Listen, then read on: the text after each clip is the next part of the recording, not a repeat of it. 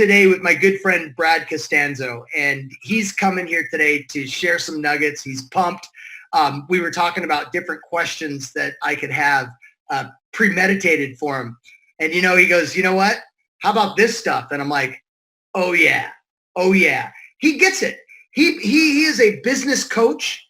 He helps coaches and consultants. I know some of his clients are some of my mentors. Some of his clients are some of the best marketers that I know. Brad and I go back a ways now here in this marketing world. He was just down here with his wife, I want to say a month ago. Yep. And so we got to talking, and I said, would you be willing to come share your wisdom with our crew? I love it. Great to meet everybody.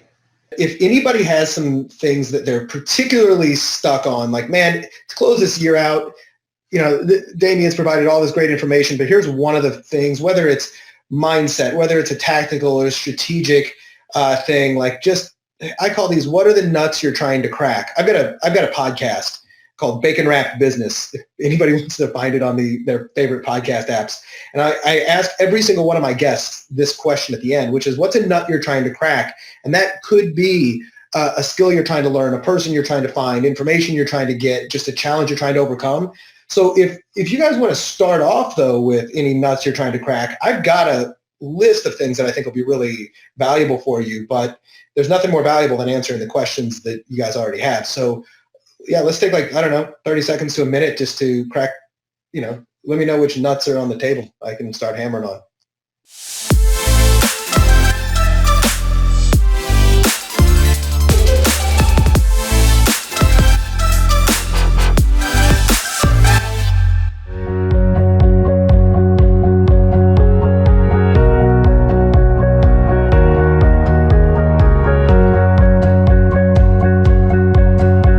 Is there anything on anybody's mind that's just like, man, if I could only crack this code or figure this part out, I feel like I got a weight off my back.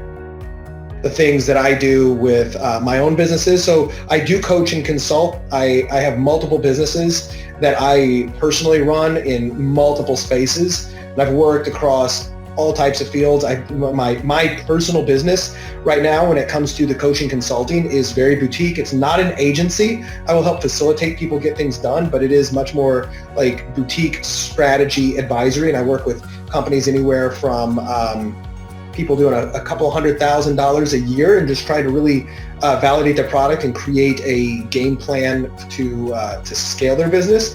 And I've worked with other coaches, consultants, and even very large personal brands to help them kind of differentiate themselves from the competition and find different ways to kind of monetize what they're doing and grow using inorganic, unorthodox methods.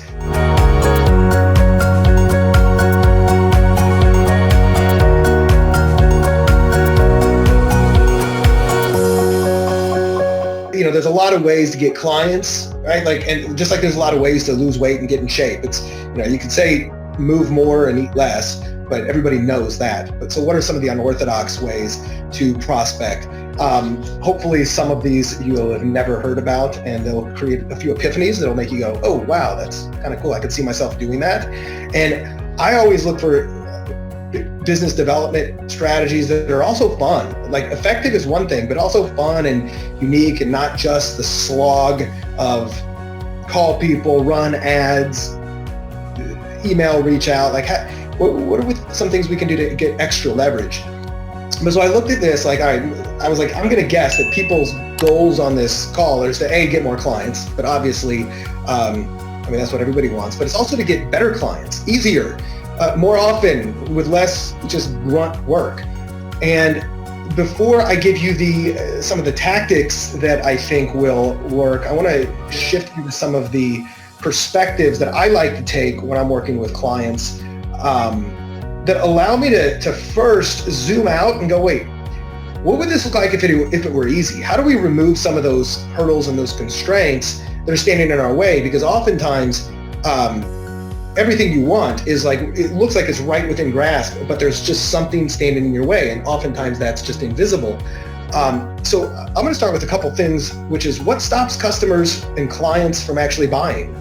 with us. And, we've heard there's a lot of objections, but I started to think of what are the top 3 reasons that somebody, if you've got a service or an offer that would help them, why wouldn't they buy? What would stop them from giving you money? Because there's nothing more frustrating than going, this is perfect for you. This is so dumb. Why don't you say yes? Well, it comes down to 3 big hurdles, which is trust, affordability, and time. And I'll briefly go through these. This isn't academic, but it's a little philosophical. But once this starts to make sense, everything else will fall into place.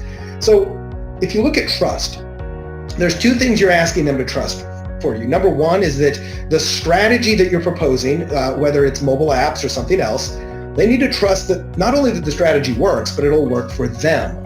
Right? This may sound obvious, but what you want to do is find ways to demonstrate it, prove it, or get them just one step closer to believing it'll work for them. Because if they don't, no amount of sales, persuasion, tactics, techniques, or whatever are going to work out at all. How can you demonstrate that it'll work for them, or at least get them one step closer? Now, the next piece of trust you have to gain is that you are the best choice to provide it.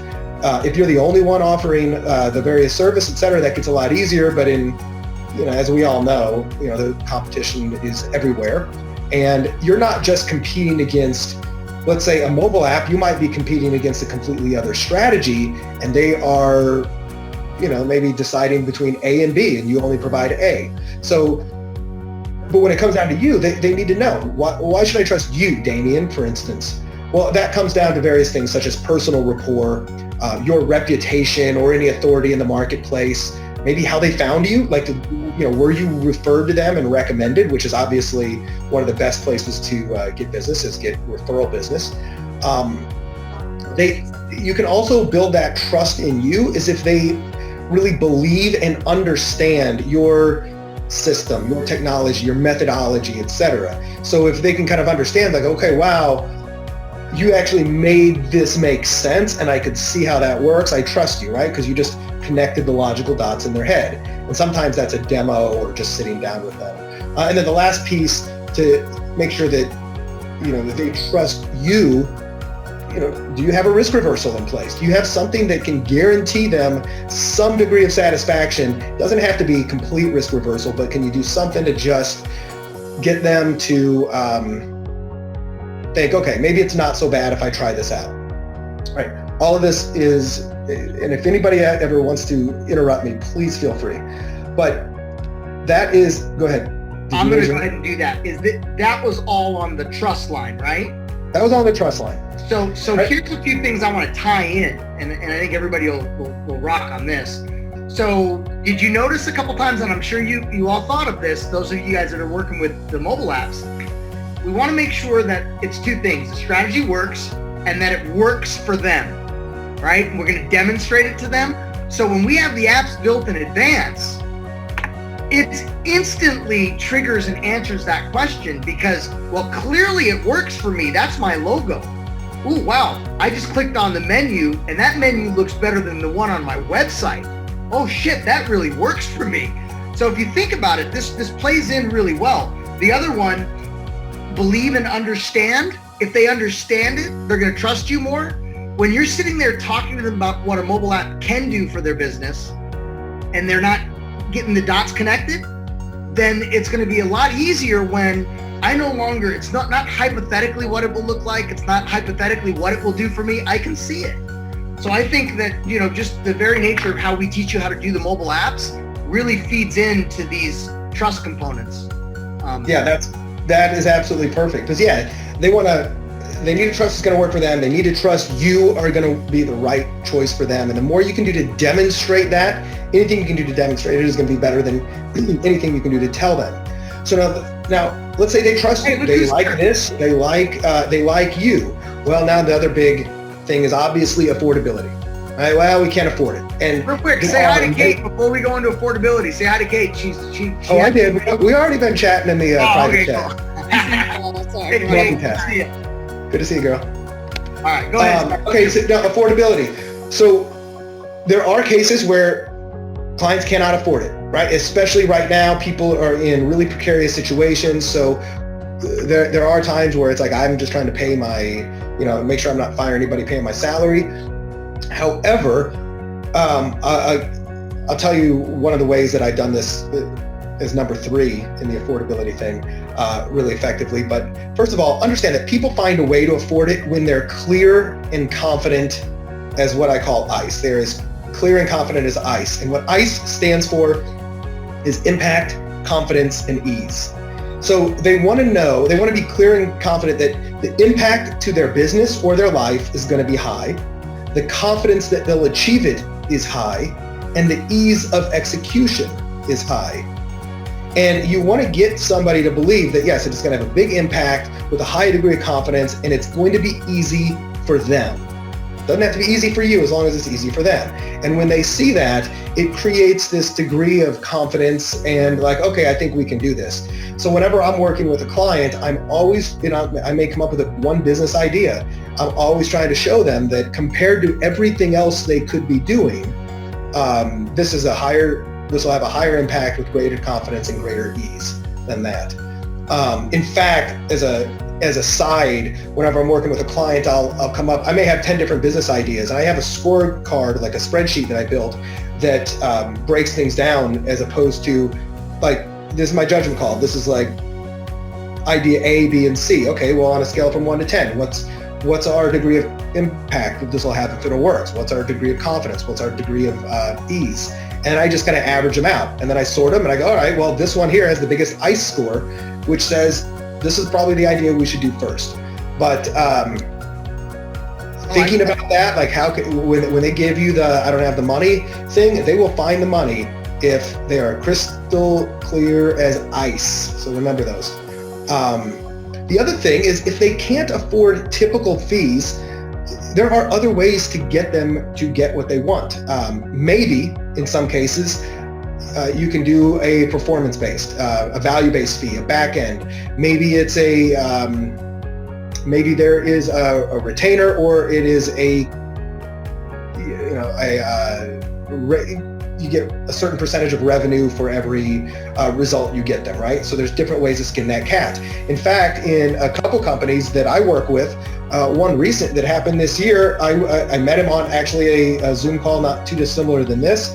He started to, we started to talk a little bit more. He wanted to afford me as a consultant in his business, but he was actually spending all of his money back into his company, and he just couldn't really justify that. But he had a really interesting company that I thought had great potential. I had the ability to work with it.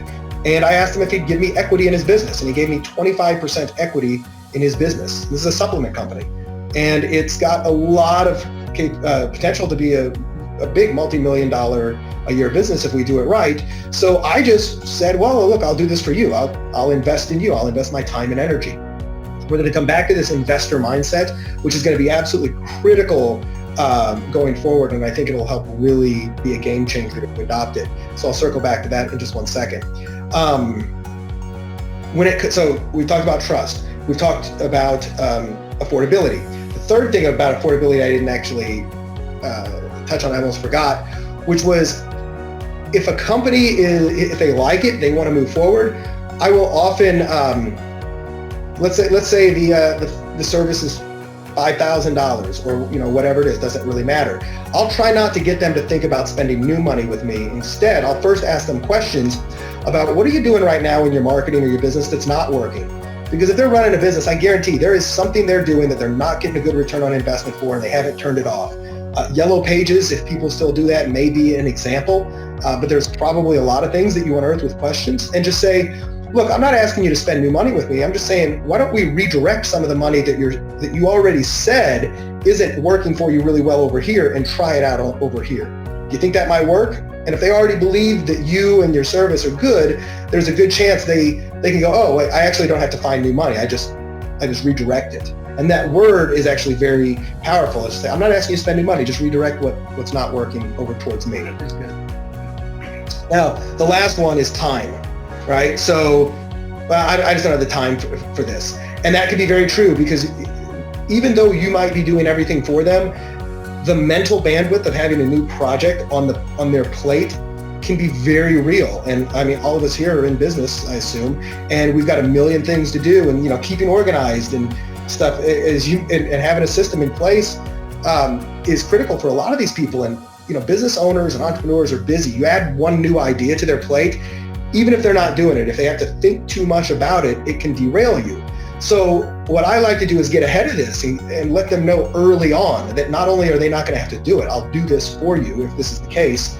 I will make sure that you're simply updated, your questions are answered, and you don't even have to think about this until it's done and you're watching the money roll in. Getting ahead of that objection for time is when I started to do that, things got a lot easier. So when it comes to those three things, the three biggest things keeping people from buying from you, I believe, are lack of trust, the belief in the affordability, and the time required to either do or even think about what you're proposing. Okay, I'm going to take a quick break here and ask if anybody has any questions on this before we kind of get into what I think of as the more tactical, fun strategies. Yeah, I also wanted to tie in again on getting time, for instance, and then the redirect. I like the redirect idea. Right now is the time to cut expenses, right? Every business really needs to lean up, and this is a natural conversation that a business should be having. It's the end of the year. It's the end of a pandemic year. If they're a retail business, it's an end of a nightmare of a year. And it's really time to just evaluate if you are still in the yellow pages. I mean, you can be friendly about it, but it's like, you see that thing over there? Like, yes, like right now they need to be thinking about that. You can help them find the money to pay for your strategy session, for your social media strategy session. You can help them find the money to pay for your mobile application. Just strategize with them. Talk to them. Say, hey, if you called your merchant processor to see if you could lower your processing rates, otherwise you're going to leave and go somewhere else. Have you thought about, like, you can do this. Right now is a good time to talk about that. So when you think about redirect, we always go to the marketing, right? What are you doing in marketing where you think you're wasting the money? That's an easy one. Let's get them to redirect that. But see if you can't go beyond the fringes there and have them start thinking about other areas that they may want to trim up. Redirect. It really comes down to, and this actually segues perfectly into the next thing. So I'm going to talk about positioning. I'm going to talk about unorthodox business development and prospecting, and then some sales and closing. So when it comes to positioning, I have a question. Yep. I have a question before you go on, because you mentioned the performance-based, and so those of you that are on here that coach with me around social media, of course, I tell you to stay away from that if at all possible, because especially for startups, unproven companies or whatever. So Brad, and by the way, I came on a few minutes late. So those of you that do know me, I'm Kate. I teach the Go mobile social product. For those of you that are in it, you do know me. But one thing you don't know is that Brad coached me when I was moving into higher ticket client consultation. So he's actually the guy that took me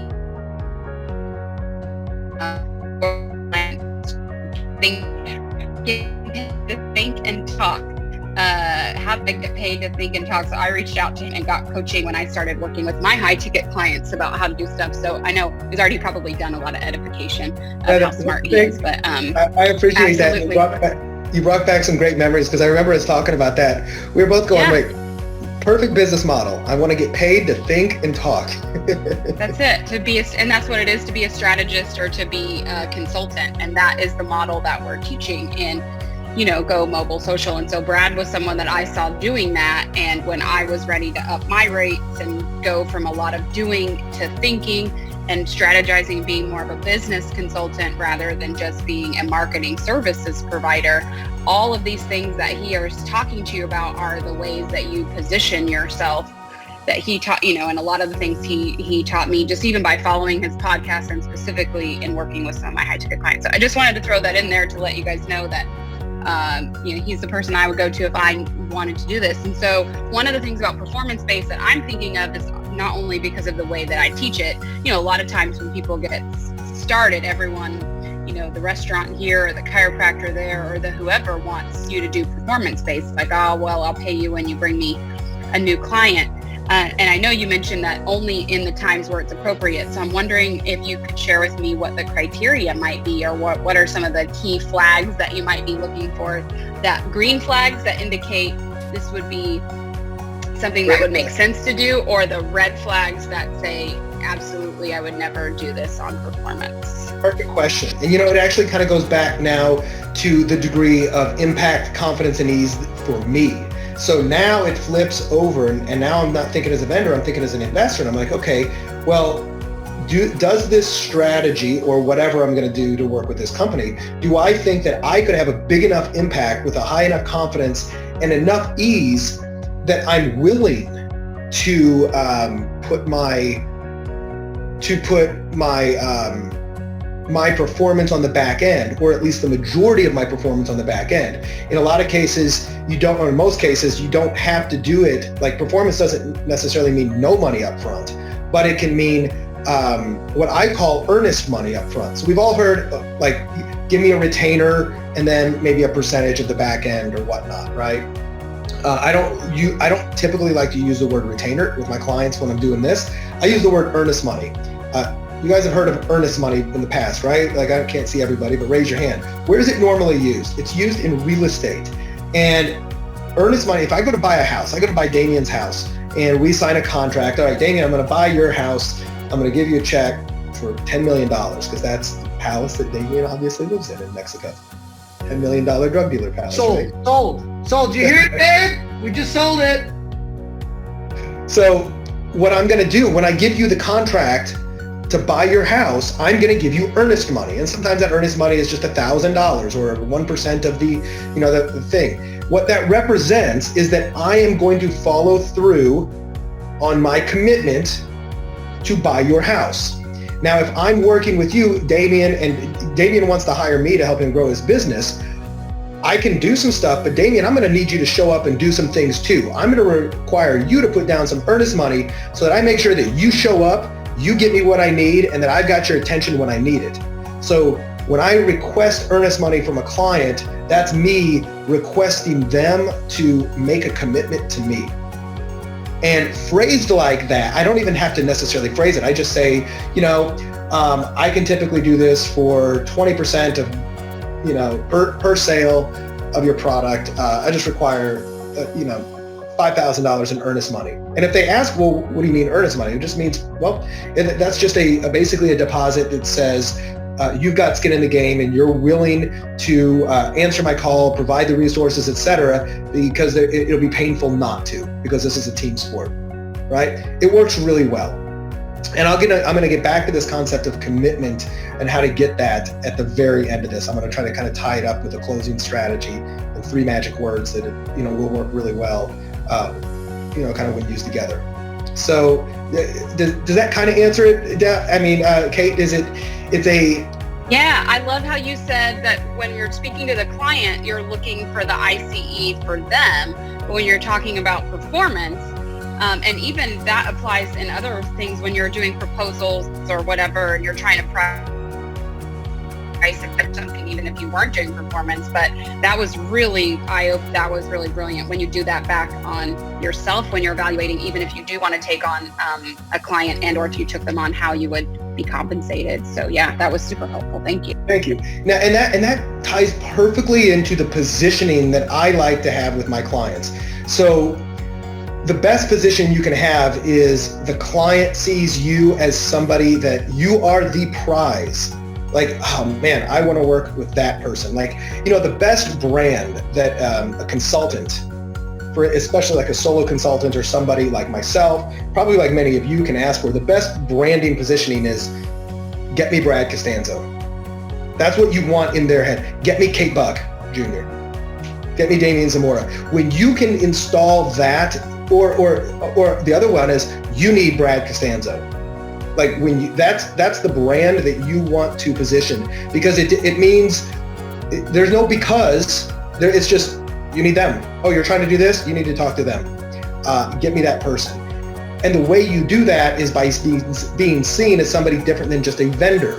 And what I like to do is be seen as an investor. and an advisor. So with the advisor role, it's easy. I mean, Jay Abraham talks a lot about the strategy of preeminence, which is I'm going to have the client's best interest at heart no matter what, even whether or not you use my service. I'm not here to sell you something. I'm here to diagnose a problem. And if the solutions I have help you, then awesome. And if not, that's fine too. But let's figure this out because I may be able to help you out. That's the strategic advisor. The investor positioning is a fun one, especially if you are ever doing value-based, performance-based work. But even if you're not, I like to say something to the nature, if I'm talking to Kate here about her business, I go, Kate, at this stage in my career, I'm not really looking to just take on more clients. By the way, even if you are, I'm not looking to take on more clients. I'm looking for a few amazing clients to invest in. My time, my energy, my processes, my IP. And I'm looking for clients who are positioned to see real results, who want someone that acts as a partner in their growth and is excited and responsible to do what needs to be done as I am. And I might follow that up with, and even more so, I'm looking for a partner who's not going to be upset if they're writing me ridiculously large checks every month, as long as it makes sense to do so. And I kind of throw that in there. That's kind of a fun one because it makes them go, oh, like, you sound really confident, but also, what do you mean? Like, I'm gonna write you checks. Like, yeah, as long as it makes sense. I mean, if I was able to help you get $100,000 a month in extra revenue, would you be willing to share 10,000 with me? Or is that too much for you? Let's talk. And what that does is it positions me as the prize. I'm the one I'm looking to invest in a company with my time, energy, processes, IP, tools, etc. I'm not looking to sell you anything. I'm looking for somebody to spend time with because I have to be very careful about who I spend time with these days at this stage in my career. Anybody want to, what does that connotate? When I say at this stage in my career, I'm looking for a company to invest, I'm not just looking for more clients. It should connotate that I'm pretty successful and I'm the prize, right? Even if you don't feel like you're successful, even if you don't feel like the prize right now, this is one of those statements that can allow you to somewhat, hate the words, fake it till you make it. But it's true, you are investing your time and your energy and all this other stuff, and time is one thing you can't get back. So treat it like you're an investor, and it will change your confidence level, and it'll help you avoid really crappy clients as well. And it'll let them know that, I'm not here to be pushed around. I'm your partner. Even if I'm not on the cap table of your business, I'm your partner. This also, by the way, allows me to then start to position myself to get paid for discovery and strategy and not even necessarily get paid for the services I provided. Because now if I've said I'm an investor, well, what does an investor do with a business? They typically, if I'm about to buy your business, I'm going to do due diligence on your business. And due diligence is the discovery. I'm going to ask a lot of questions. And I'm probably going to ask questions that have nothing to do with a mobile app or what I'm doing, because I'm trying to diagnose, what do you really need? What's the nut you're trying to crack?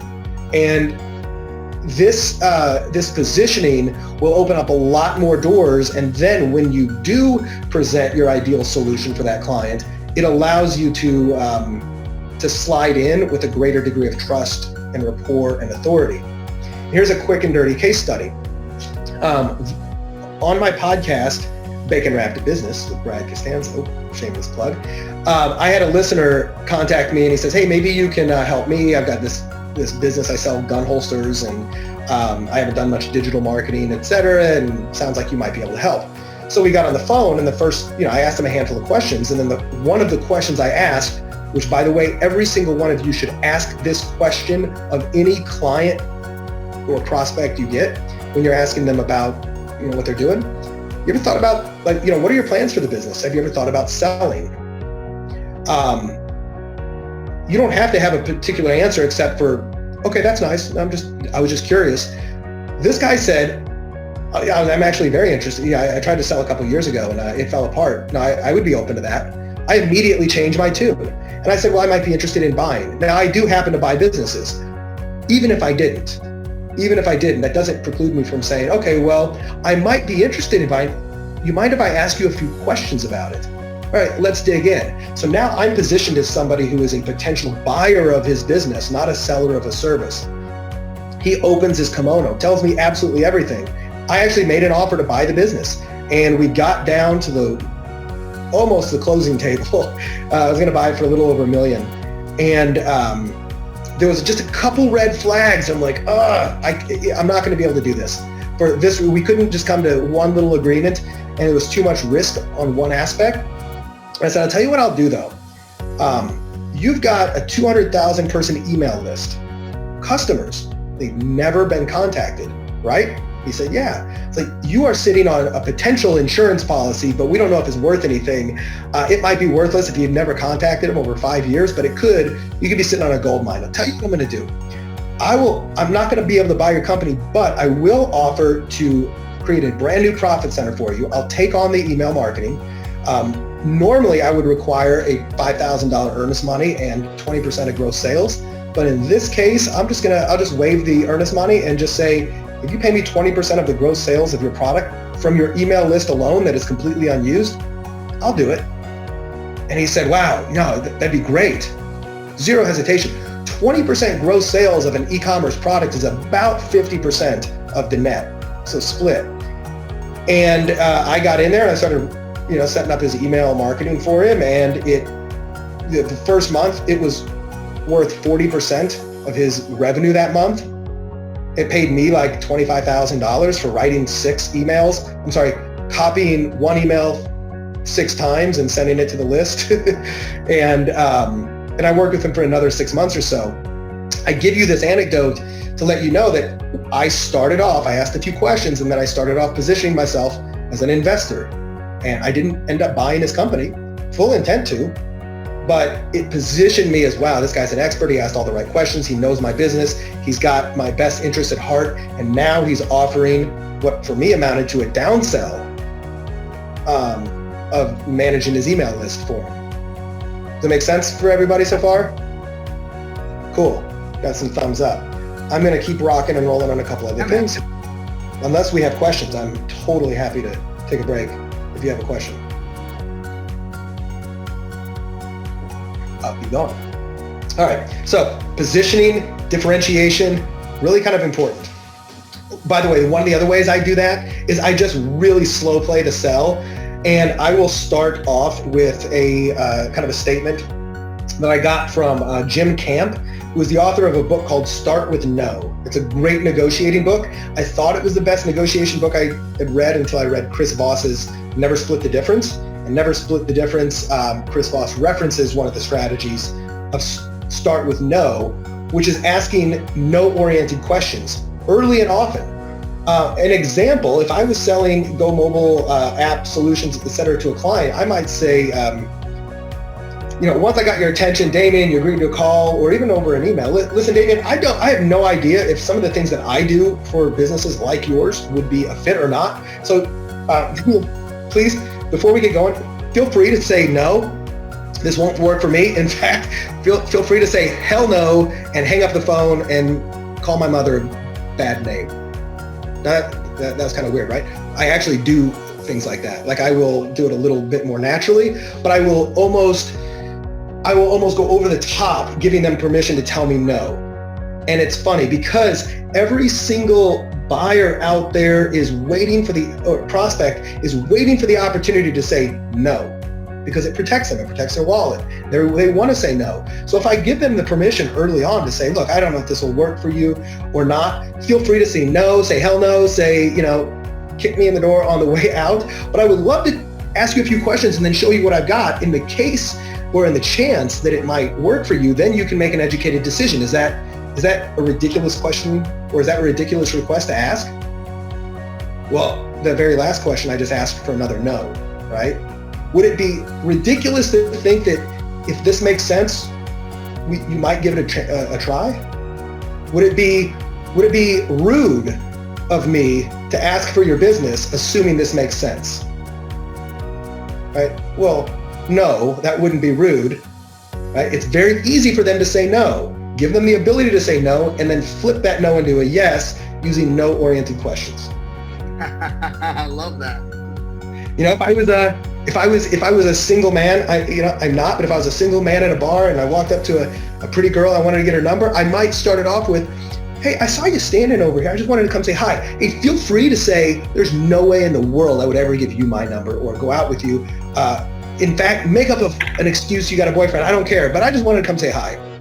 What did I do? I just disarmed the girl. I just gave her an out, the out she wants. And now she's kind of relaxed and thinking, okay, well, maybe I'll hear what this guy has to say. Same thing in business.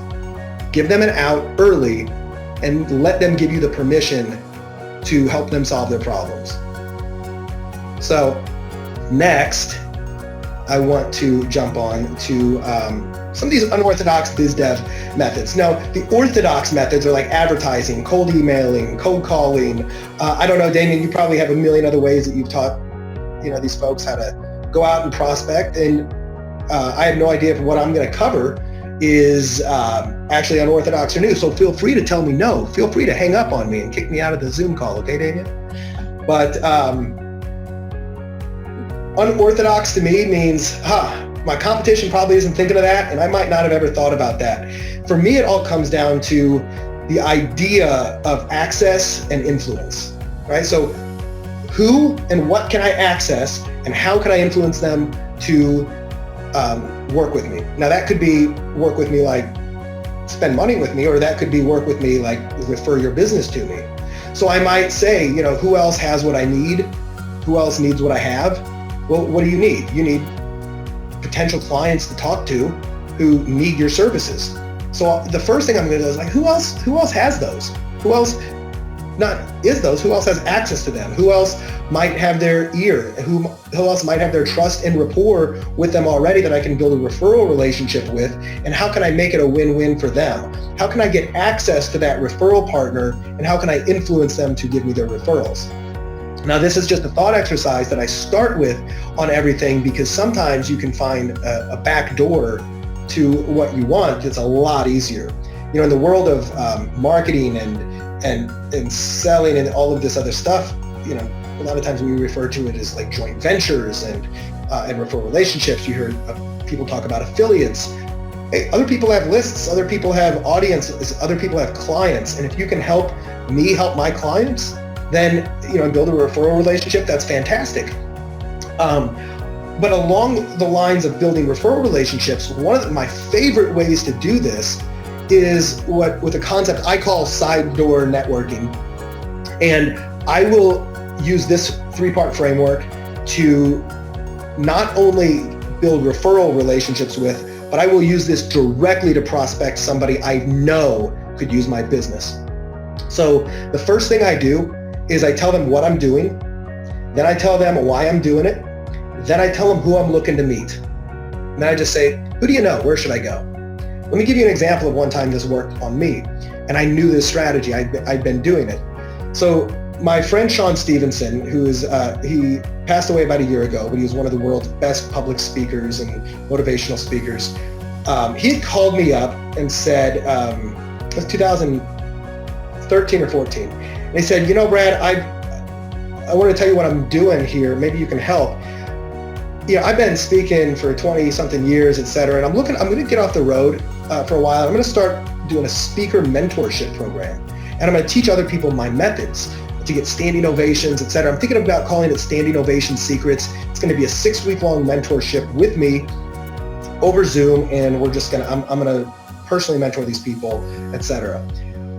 And then he said, the reason I'm doing it is, my health just isn't as good as it was.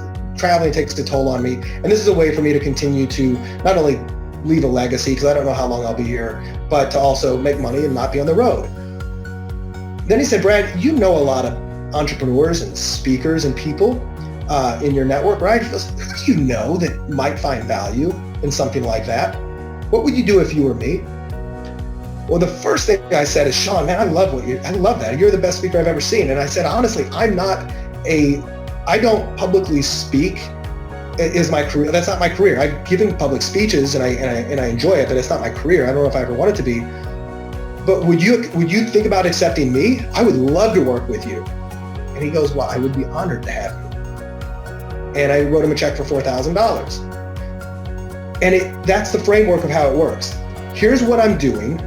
Here's why I'm doing it. Here's who I'm looking to meet. Where should I go? Who do you know? Where should I go? What would you do if you were in my situation? You're asking for advice. And this can be really powerful because, once more, I'm not asking for their money.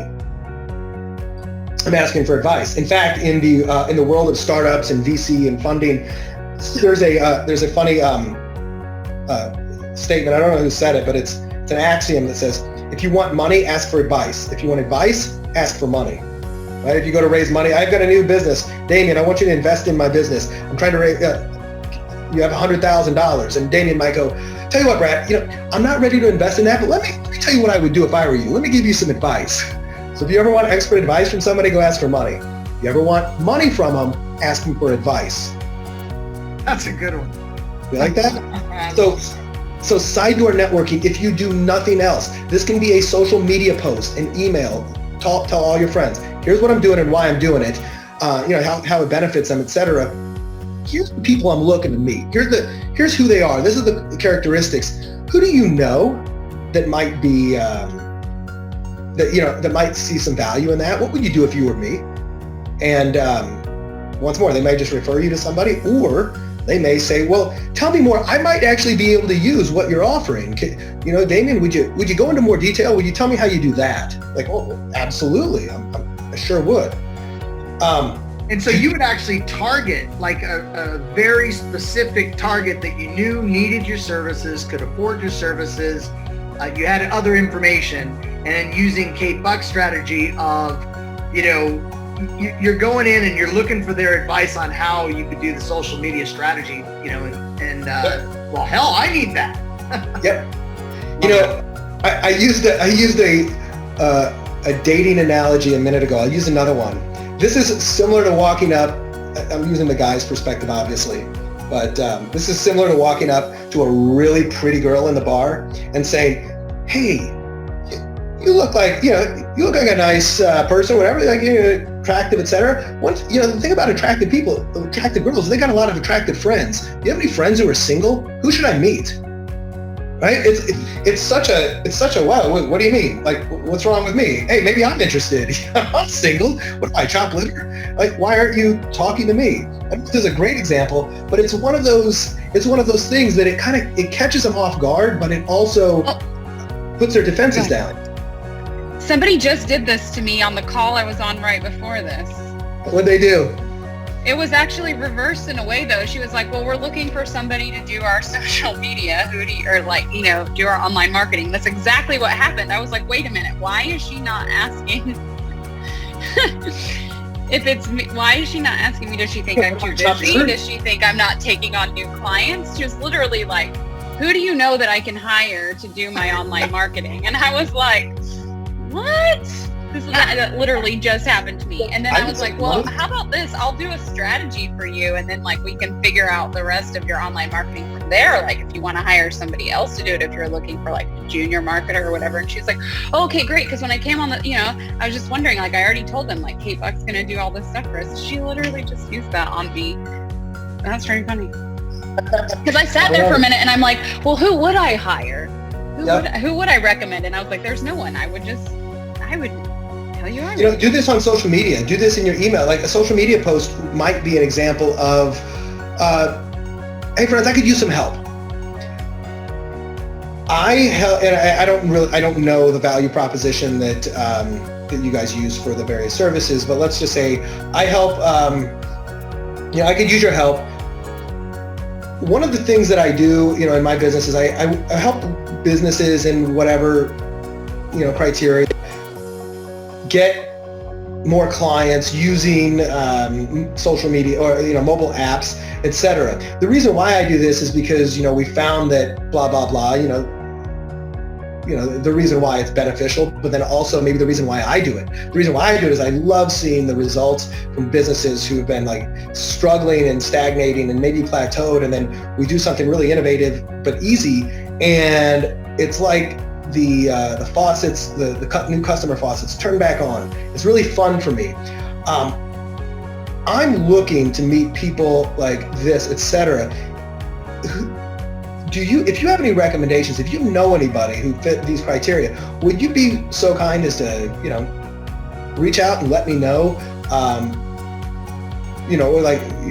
tell them about me, Or if you have advice for me of what I should do, what would you do if you were me in order to find more people like this, send me a direct message or do something like that, right? I'm stumbling over the words a little bit, but I think you kind of get where I'm going.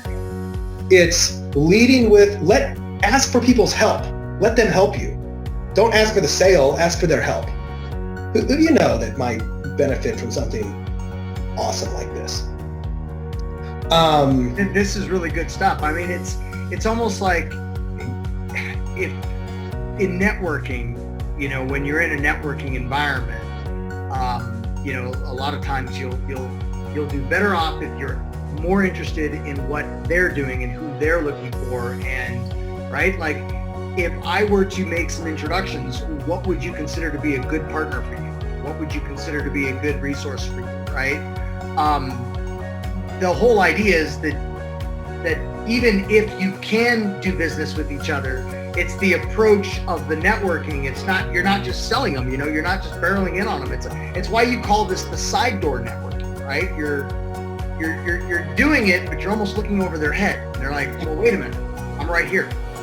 And they'll never feel like it. A lot of people have trouble with sales because they feel like pushy or icky or whatever. This is the best way to overcome sales anxiety, is because you're not actually asking them for the business. You're asking them, to just help you out. Like you're just asking for help. And it's just a very settling way to go, here's what I'm doing. I'm proud of what I do. And, here's what I'm looking at me. Who do you know? Where should I go? What would you do if you were me? That's a great question. Because here's the other thing. People love to give advice. Turn on social media. Everybody's giving advice on something, usually about politics and masks and crap like that. But people love to give unsolicited advice. Ask for their advice another way, and they may even start to think like, oh, well, you know what? Here's what I would do if I were you. I've actually got a CPA, and he works with a lot of businesses, and he was asking about this. Maybe you should call him. Like, you'd be surprised at the ideas that it'll spark in their heads when you ask them, what would you do if you were in my situation? Cool? Yeah. And one more thing to add on to that, when you reach out to old people in your network, like people that you knew from 20 years ago, 10 years ago, 5 years ago, and you reach out, you lead with this, hey, wanted to get caught up, see how you're doing, let you know what I've been working on, and I really value your advice. I'd like to let you know what I'm in on right now, and I'd really love to get your advice. I'd love to hear your thoughts. And everybody wants to give advice. It's another way for you to just tap into that network that you have that you might not have talked to in a while. Yeah, and for God's sakes, if you are hitting people up that you haven't talked to in a long time, do not, under any circumstance, lead with the, hey, Damien, how you doing? Haven't talked to you in a while, and then boom, here's everything. Get them to respond back first. Get them to say, hey, Damien, or hey, Brad, good to hear from you. What's new? We've all got those friends, and chances are somebody on this call is that guy or girl who's done that. But people... No, I just thought of one friend that came to mind that at least three of us. No, I'm just kidding. They are usually pitching an MLM product. The ones who I haven't talked to since high school are like, hey, how you doing? Here's what I'm doing. Here's what I'm looking to meet. Selling skin cream or something like this. I can't tell you how many times that's happened. Like, can you just say, hey, how you doing first, and then give me the permission to get into conversation? That's if you haven't talked to people in the past. But, and then start with, I might be able to use some of your advice. Would you be, no-oriented question. Would you be turned off if I asked you for a piece of advice? Would it be rude if I asked you for a little, for some insight on a business issue that I'm having? So I'm going to keep on moving to offers versus your service. I have found after, 12, 15 years, however long I've been doing this in the marketing game, how many people really don't understand what an offer is. And they think an offer is what you're actually selling. And they think they think your offer is maybe to get them a mobile app or to run their Facebook ads or to do something else of that nature. And there is a nuance on this, but when you really start to think about it, it can change the game. An offer is simply what they get as a result of working with you, right? Like, what is that ultimate benefit? And then it's how they receive it. And this is a lot more important than wording it the other way, which is here's how you receive it and then here's what you get. This is what you get. People want, more clients. For instance, you guys are on this call. The offer that Damien and I are making to you right now is, would you like to learn some ways to get clients easier, faster, and more effective? That's the offer. It so happens to be being delivered live on a Zoom call, and that's just one way. We could have done this another way. I could have written an ebook. I could have sold you a info product, and you could have gotten it.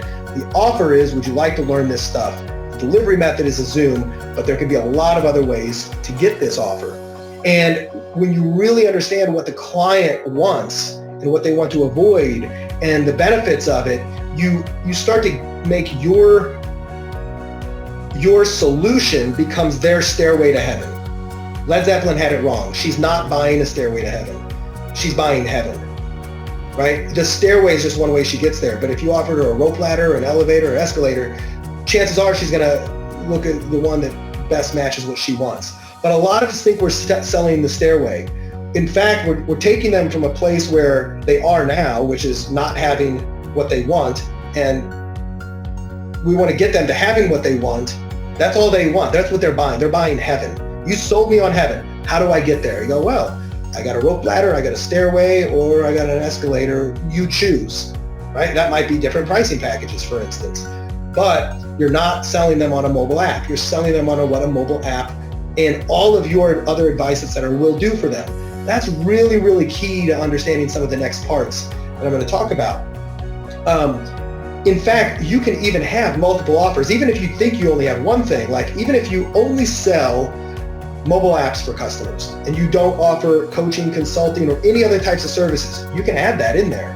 You can easily add a downsell or an upsell. Well, maybe that's not right for you right now, but how would you like to, it sounds like you've got a lot on your plate right now, Mr. Zamora, and this isn't right for you, at least not right now, is probably what you're saying. And if everything else, money was coming in, you had a bit more time, you might, is it ridiculous to think you might pursue this down the road? No? Okay, great. So, would it be valuable to you to have somebody to bounce some of these ideas and challenges off of? Because I work with a lot of companies in your position, and oftentimes what the clients hire me for is just one thing, but what I do for them is a multitude of other things. Sometimes just having a sounding board when you don't have one could be valuable. I offer that for just $500 a month. We can do a call together, etc. Right? I'm literally spitballing this, but if you're not thinking about how else can you serve that client beyond what you're selling them, then you're missing out on a really good opportunity. Yeah, that's a very good point. That is a very good point, because one other thing that we all know, right? You guys are on how many webinars, how many things that you're learning about digital marketing that these business owners, the dentist and the doctor, they don't know this stuff. So you have all of this knowledge that you've gained over years and years of consuming this stuff. And so when you can offer that type of strategy, what a great downsell, right? Like you're trying to sell the mobile app for a couple $1,000s. They're not getting their head wrapped around it for whatever reason it is. You get into talking about other marketing things that are working and maybe some of the ones that are not working. And then, hey, would it help you? You could bounce some stuff off, and then again, you've established yourself as a marketing expert, and now you just put a price tag on that. Now you just create a product out of that. And it becomes a downsell or a sideline product. And it really does serve them, because they might not have the time. They might not have the money right now. They might really like you. And if you just say, okay, well, should I call back in 6 months? Well, you may be doing them a disservice. You may be able to actually help guide them. And then even if they're only paying you a couple $100 a month retainer, it doesn't really matter. They're paying you to stay in contact with you. That can be huge. Do not underestimate the power to just, once you've given them some value, continue to offer it, right? Like if Damien sold you guys, I assume that, I would hope that everybody on this call is pretty much giving Damien some money at some point, right? And if he just took your money and stopped there and tried to think of other ways to serve you, then he would be doing you a disservice. So don't make that mistake with your own clients. Think of downsells and upsells to help them get what you offer, which is helping them to grow their business in a simplified way that just works for them. Right? Then when it comes down to it, that's what it is. And that's Abraham's strategy of dominance. And you guys have heard Katie Fletcher's story in the community on apps. I mean, she really positions herself as that mobile app expert, but also mobile marketing expert. And so right from the get-go, I mean, she's very comfortable charging them, well, a couple $100 a month, in addition to the app, because she's going to give them push notification strategies, etc. And then, of course, the way we do it with social media, I mean, you guys are charging anywhere from $1,000. I know my son on here and his wife, Kim, they're out there charging, $2,500 a month and even higher. Yeah. So, yeah, I mean, you'd be surprised at what you can do, but you got to make the offer, right? What is your offer? And then make those offers. Don't stop, with just one thing that you've got. Here's a phrase that I love. It has gotten me equity in businesses. It has gotten me very big clients, and it has opened really big doors for people who never paid me anything except maybe passing my name on down the road, etc. One of the strategies, and this is not how to do it, is to give somebody free advice. Don't charge them for advice, right? They need help, say, yeah, sure, I'm happy to help you for free. There's no positioning in that. Here's a better way to do it. Kate, love what you're doing here. I actually see a lot of potential in, but I see that you got a handful of challenges, a lot of potential. I'd love to buy you I'd like to buy you a day of my consulting. I'd like to buy you an hour of my time. It should cause you to go, what do you mean? Yeah, I just did that. I was like, wait, what? You're going to buy me an hour of your time? Yeah, I'm going to buy you an hour of my time. Mm-hmm. What do you mean? Well, typically, when I work with clients and whatever, I don't know if you have an hourly, I actually don't have an hourly rate, but whatever your rate is, let's say you charge, Damien just mentioned $2,500. Let's say you charge $2,500 for a day of your consulting, and maybe that's like a 6-hour block or something, right? Like, I'm just throwing numbers out here. You can say that. Well, Kate, normally when I work with people like yourself, I charge like $2,500 or $5,000 a day, and we meet in my office or your office, or we do it on Zoom, etc., especially during COVID times. And we go over all the various challenges you're having and some of the opportunities, and kind of create an execution plan for all this. I really like what you're doing, and I'd be willing to buy you an hour of my time if you're willing to show up. Or in the past, what I've done is saying, if you're willing to fly to San Diego, where I live, and if you're willing to cover the travel or my travel there, I'll buy you an hour or a day of my consulting, and we'll see if we can unearth some opportunities. So that's me giving you my time for free, but I'm not positioning it for free. I'm positioning it that it's valuable and that you better understand. And now I'm going to ask you to put some skin in the game, which is either fly me to you, fly to me, or in a case of Zoom, it doesn't, there's not really a financial commitment there, but it's a time commitment.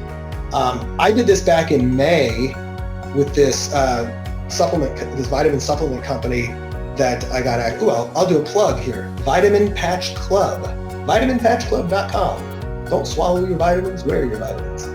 Anyway, it's an innovative new vitamin supplement company. I met the guy on a Zoom call with some other entrepreneurs. I loved what he did. I gave him 3 ideas on the call for free, which is going to come back. This topic of giving ideas we're going to circle back in a minute. And he goes, I love those. Oh my God, that's so great. And he's like, I'm taking furious notes, etc. And at the end, I just said, Shane, I love what you're doing. I think this is really cool, and I'd love to help you flesh this out more. In fact, let me buy you an hour of my consulting next week, and we'll totally flesh it out. He said, this is amazing. And that hour was probably about 2 hours. It went really well. And he's like, man, how can I pay you? He was actually hurting for cash flow at the time, unable to really kind of, engage in something meaningful. He had a big inventory thing to come out. And I just said, would you consider it, I'd be willing to work for you. Would you consider it rude for me to ask for a piece of your company if I'm willing to give you a piece of my time? No oriented question. He said, I wouldn't consider it rude at all. I'd be happy to. And then we structured a deal for 25% of his business. That's how that works. I showed up, I gave freely, I positioned it myself as I'm willing to give more freely, but I'm going to buy you an hour I'm going to buy you some of my time. I take it very serious. It's very valuable. If you show up, and he showed up ready and respecting it as opposed to, okay, here's some guy I just met on the interwebs saying he's going to help me for free. Huge difference. Use this. If you see a company, a potential client, and you're like, this would be a kick-ass client, just say, I love what you're doing. I see some challenges, etc. I see some opportunities. Typically, the way I work with clients is, we do a $2,500 strategy session where we unearth all these opportunities and tactics, etc. But I would really like to see if this is worthwhile for you, etc. I'm happy to buy you a strategy session with me, a VIP call, a VIP day, or something like that, and we can see it. Would you be turned off by that? So hopefully you guys are seeing the power of phrasing and positioning, and a little bitty hinge like that can open a very big door if you do it correctly.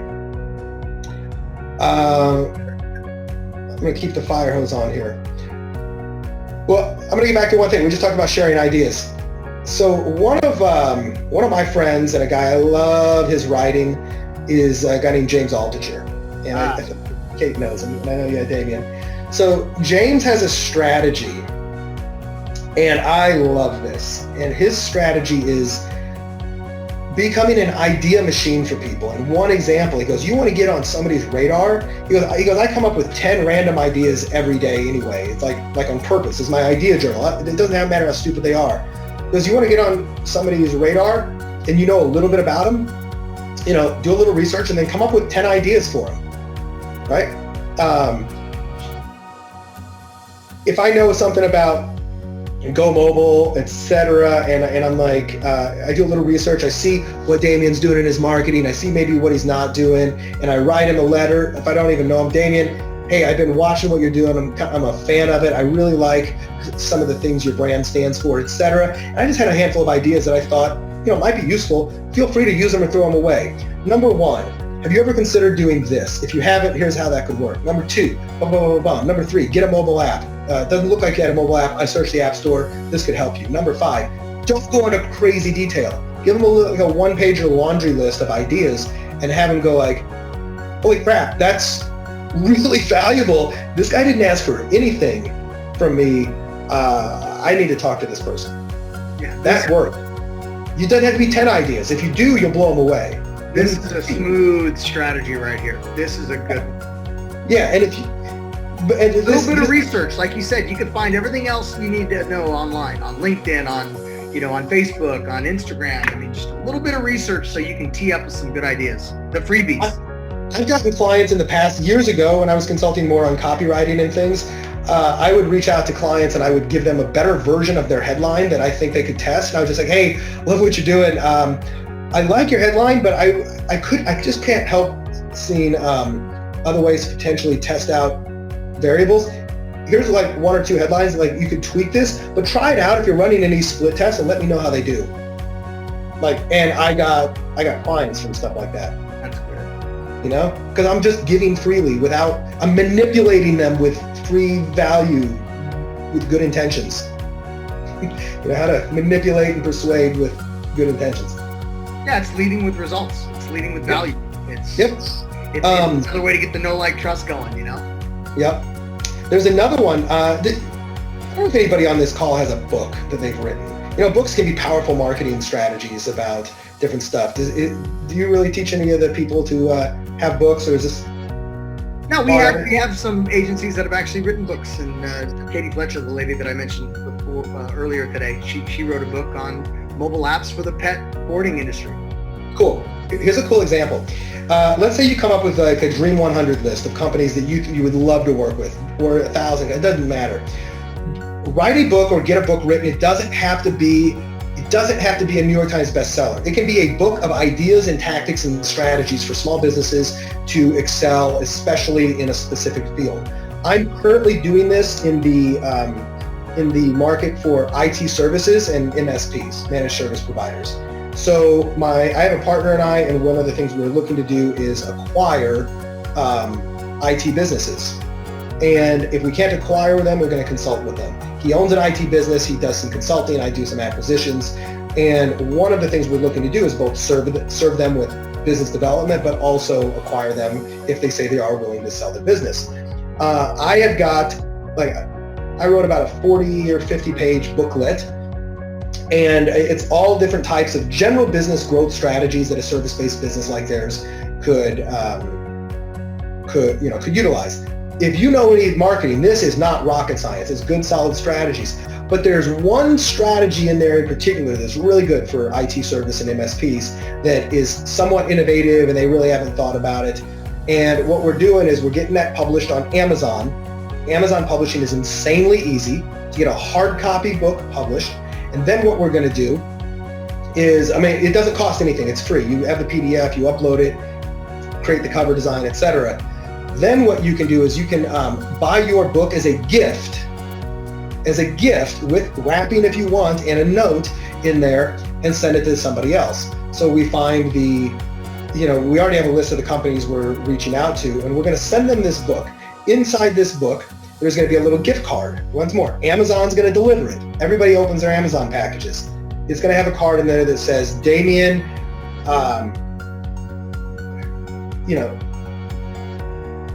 I'm a fan of what you're doing. Here's a copy of my book for MSP owners,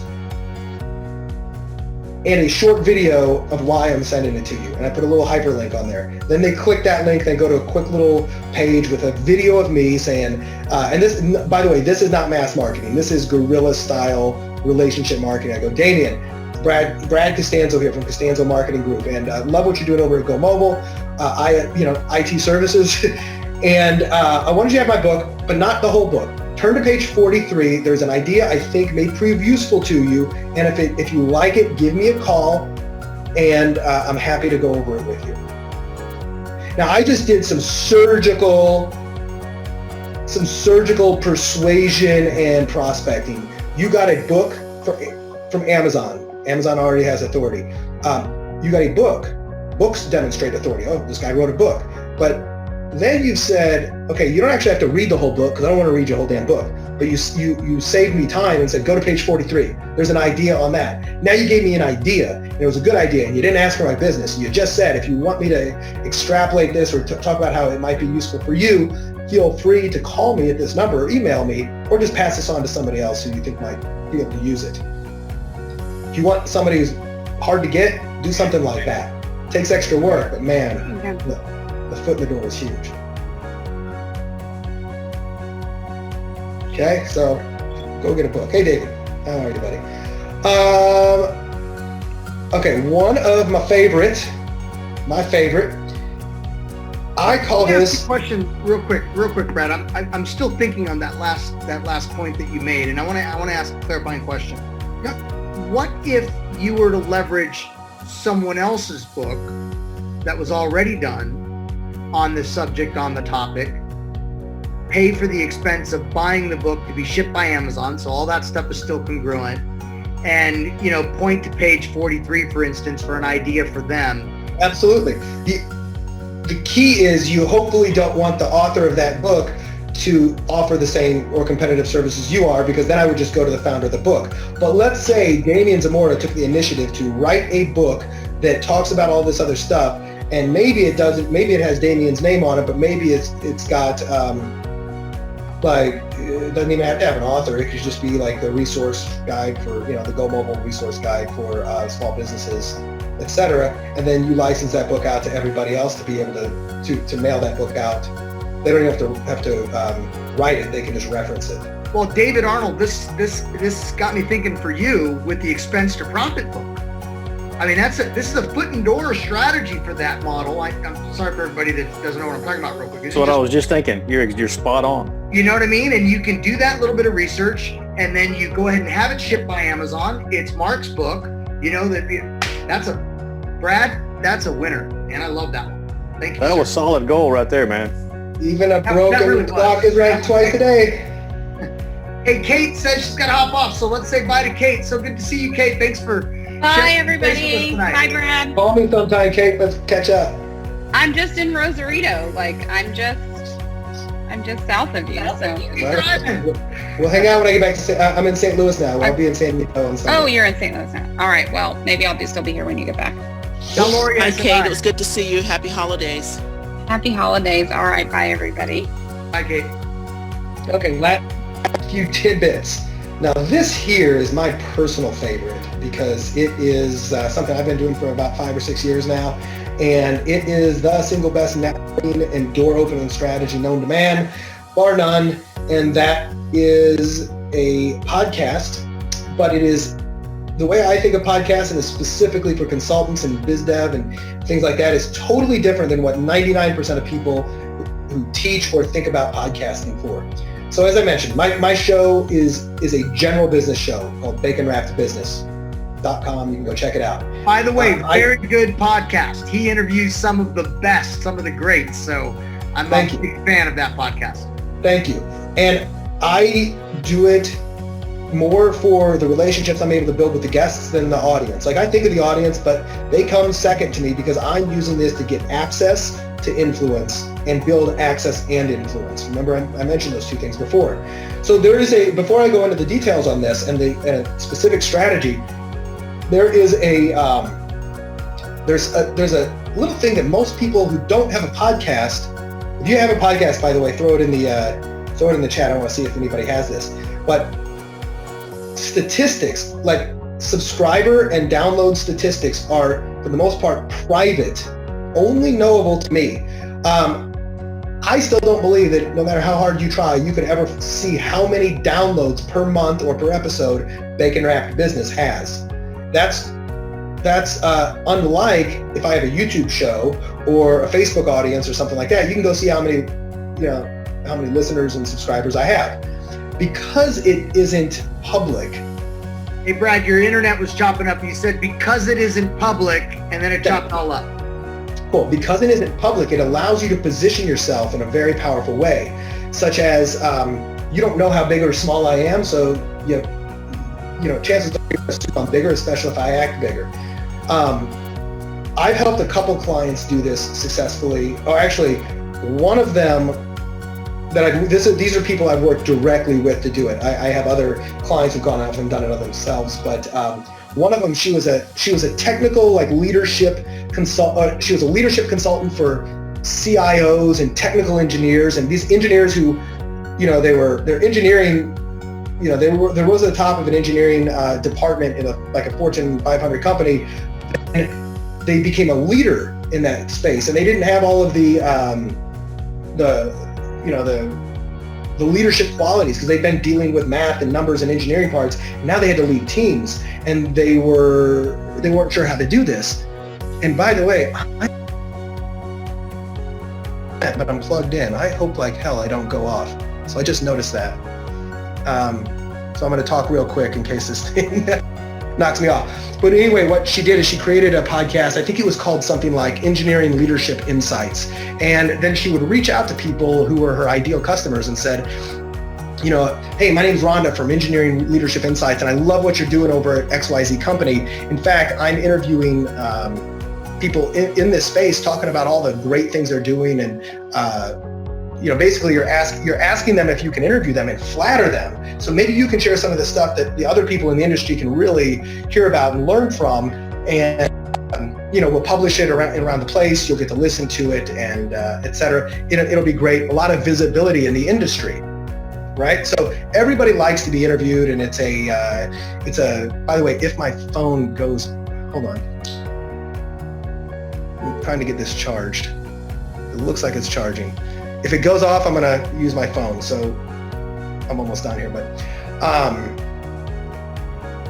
everybody should be honored to be asked to be interviewed. And a lot of these people don't ever get asked to be interviewed. And if you have a show and it's like small business matters or whatever, and you're asking them to get on there, you're gonna spend the first half of the show, let's say 20 minutes or so, talking about painting them in a good light, telling them, well, what are all the things you do right? And then after that, you're going to say, oh, what's a nut you're trying to crack? What's something you're trying to do you're having a challenge with? They're going to tell you their problems right there. And then you don't sell them there. You just say, listen, you gave me a few ideas. I'd love to follow up with you after this. I may have a few answers for you. Would you be opposed to a phone call tomorrow, after I get some thoughts down? Everybody will say yes, because you've now got a rapport and you've got relationship, and you've given them a platform that they don't know how big it is to to showcase them and what they're doing. I use this on one client who's a billionaire, and he became my client for about 1.5 years, and I worked with him. I worked with him on his personal brand and strategies, and created a few new profit centers for him, simply because I reached out to him and asked him to be on the show, picked his brain, and paid really close attention to what he's trying to accomplish. And then I hit him back with some ideas, and he hired me.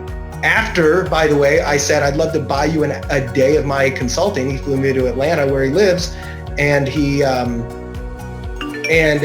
hired me for the next 1.5 years. Now Sonia here says, the fact that podcast download subscriber data is not public, you can position yourself well. Okay, those are just notes on what I'm saying. Yes, so that's really huge. In fact, I'm gonna drop a quick little link in the chat to an article I wrote on digitalmarketer.com about this exact strategy. So if you guys click there before we go off, you can read about this in detail. I sometimes call this putting lipstick on a podcast, right?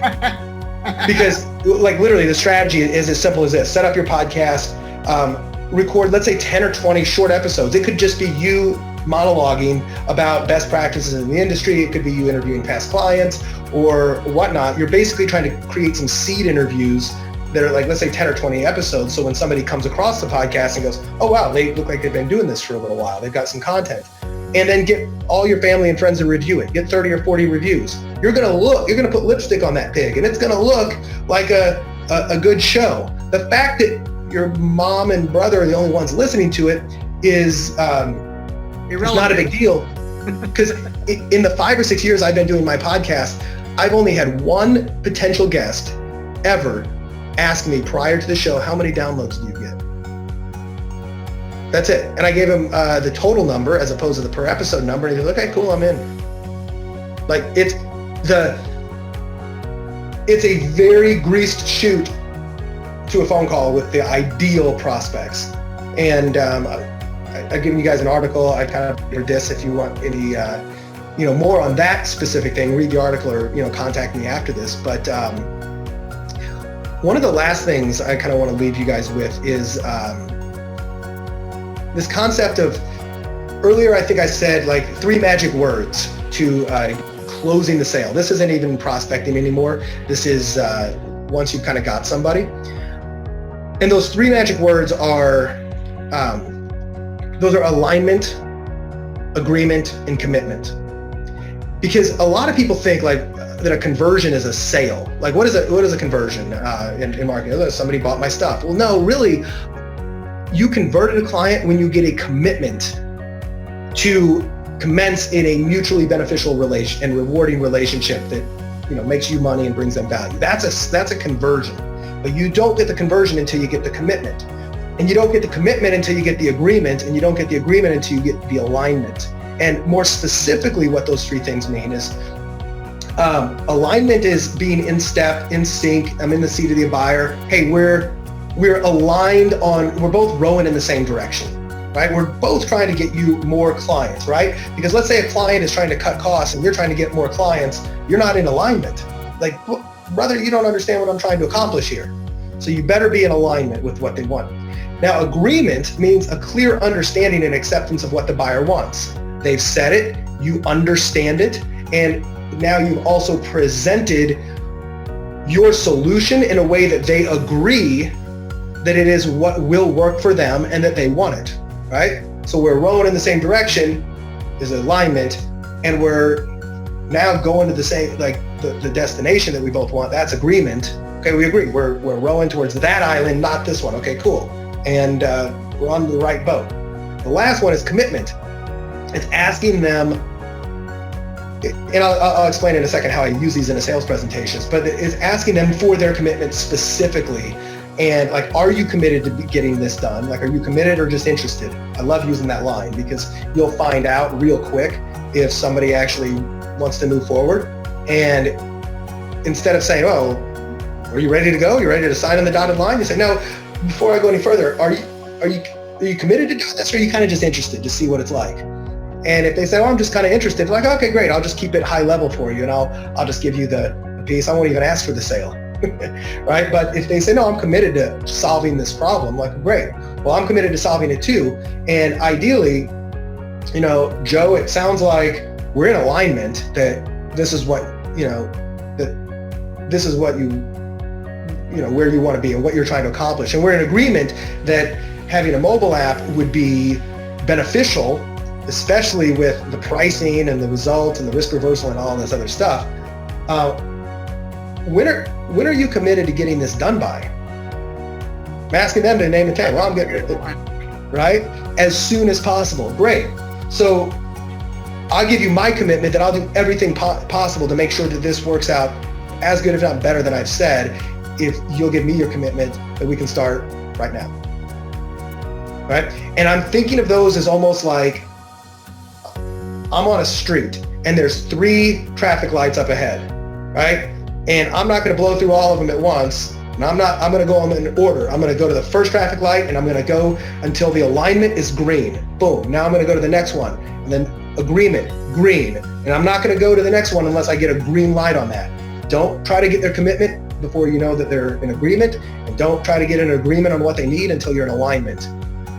And that's academic, philosophical, it's mindset related, but it's really powerful because it can also make your sales presentation go a lot smoother because you're not going for the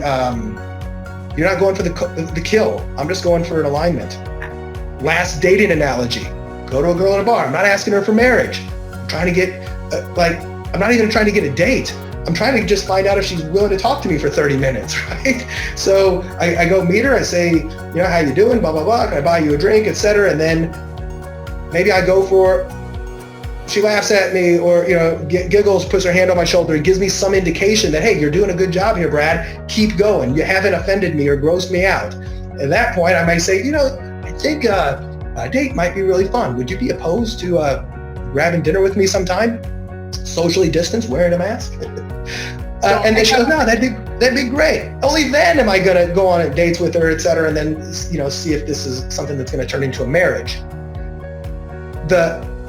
Staying on the dating analogy, that mindset for all you single guys on this call also reduces the sales pressure because you're not trying to get married, you're not trying to get a girl to go home with you, you're not even trying to get a phone number, you're just trying to get her to show a little bit of interest. And if she doesn't, that's cool. You move on or you talk to your friends. Same thing when you're picking up chicks as when you're picking up checks. And clients. I want to hit on some of this here real quick. So the alignment, agreement, and commitment. So the alignment, those are those little checks. So you guys will find that this sounds familiar. The yes momentum, right? When you're actually going through the benefits that they'll get out of using your services and products, and that it's kind of an easy one. Like Roger, you do this when you're doing real estate, I'm sure. That the wife just absolutely loved the bathroom. You may suggest at some point when things are getting a little hotter, you already know that the bathroom was a hot button, so you might just tee up a little something to get the wife to go, yeah, that's right. And you've just added one more yes to the yes momentum. We're in alignment. It's another way of looking at the alignment. And so you're getting these little mini yeses. So if you're getting the mini yeses, well, then we're definitely aligned. We're also, remember how Omar Hariu, our buddy, Omar, Brad, he also, with the investigative selling tactics, so do you agree? Does that solve that? Does this solve that? Does this take care of that for you? So you're also getting these mini little agreements, right? And then you go for the specific ask, right? Obviously, you're going to ask them for the sale. I also love this part. Are you committed? I love this a lot, and I want to see people in our business use this. So this is a call to action for all y'all. Are you committed to solve, after you've already gone into what mobile marketing is going to do to solve social distancing or to solve the communication problems that they're having, or to solve or to provide the solution? You got them going. I love are you committed to solving this problem? Or are you just interested in it, kind of? Yeah. You're just looking at... Are you committed or interested? And then are you committing to, when are you committed to solving this problem? I'm taking myself out of it. It's still about you. Look, do you only if you're committed to solving it. Only if you're committed to solving it soon am I going to ask you to commit to solving it with me. This is the goal for social media selling, for mobile application selling, if anything in digital marketing right now, this kind of stuff, because you are identifying the problems that they're experiencing, either in lack of customers or with the local business experiences they're having, or with the lack of, word of mouth, or, the lack of marketing, right? You're identifying these problems. And once I love that. Are you committed to solving this problem, or just kind of interested? Yeah. You've already had a conversation. What do you think they're going to ask? The right context, if you've had a good conversation, is going to be, no. I mean, I really want to solve this. Well, what did that just do for you?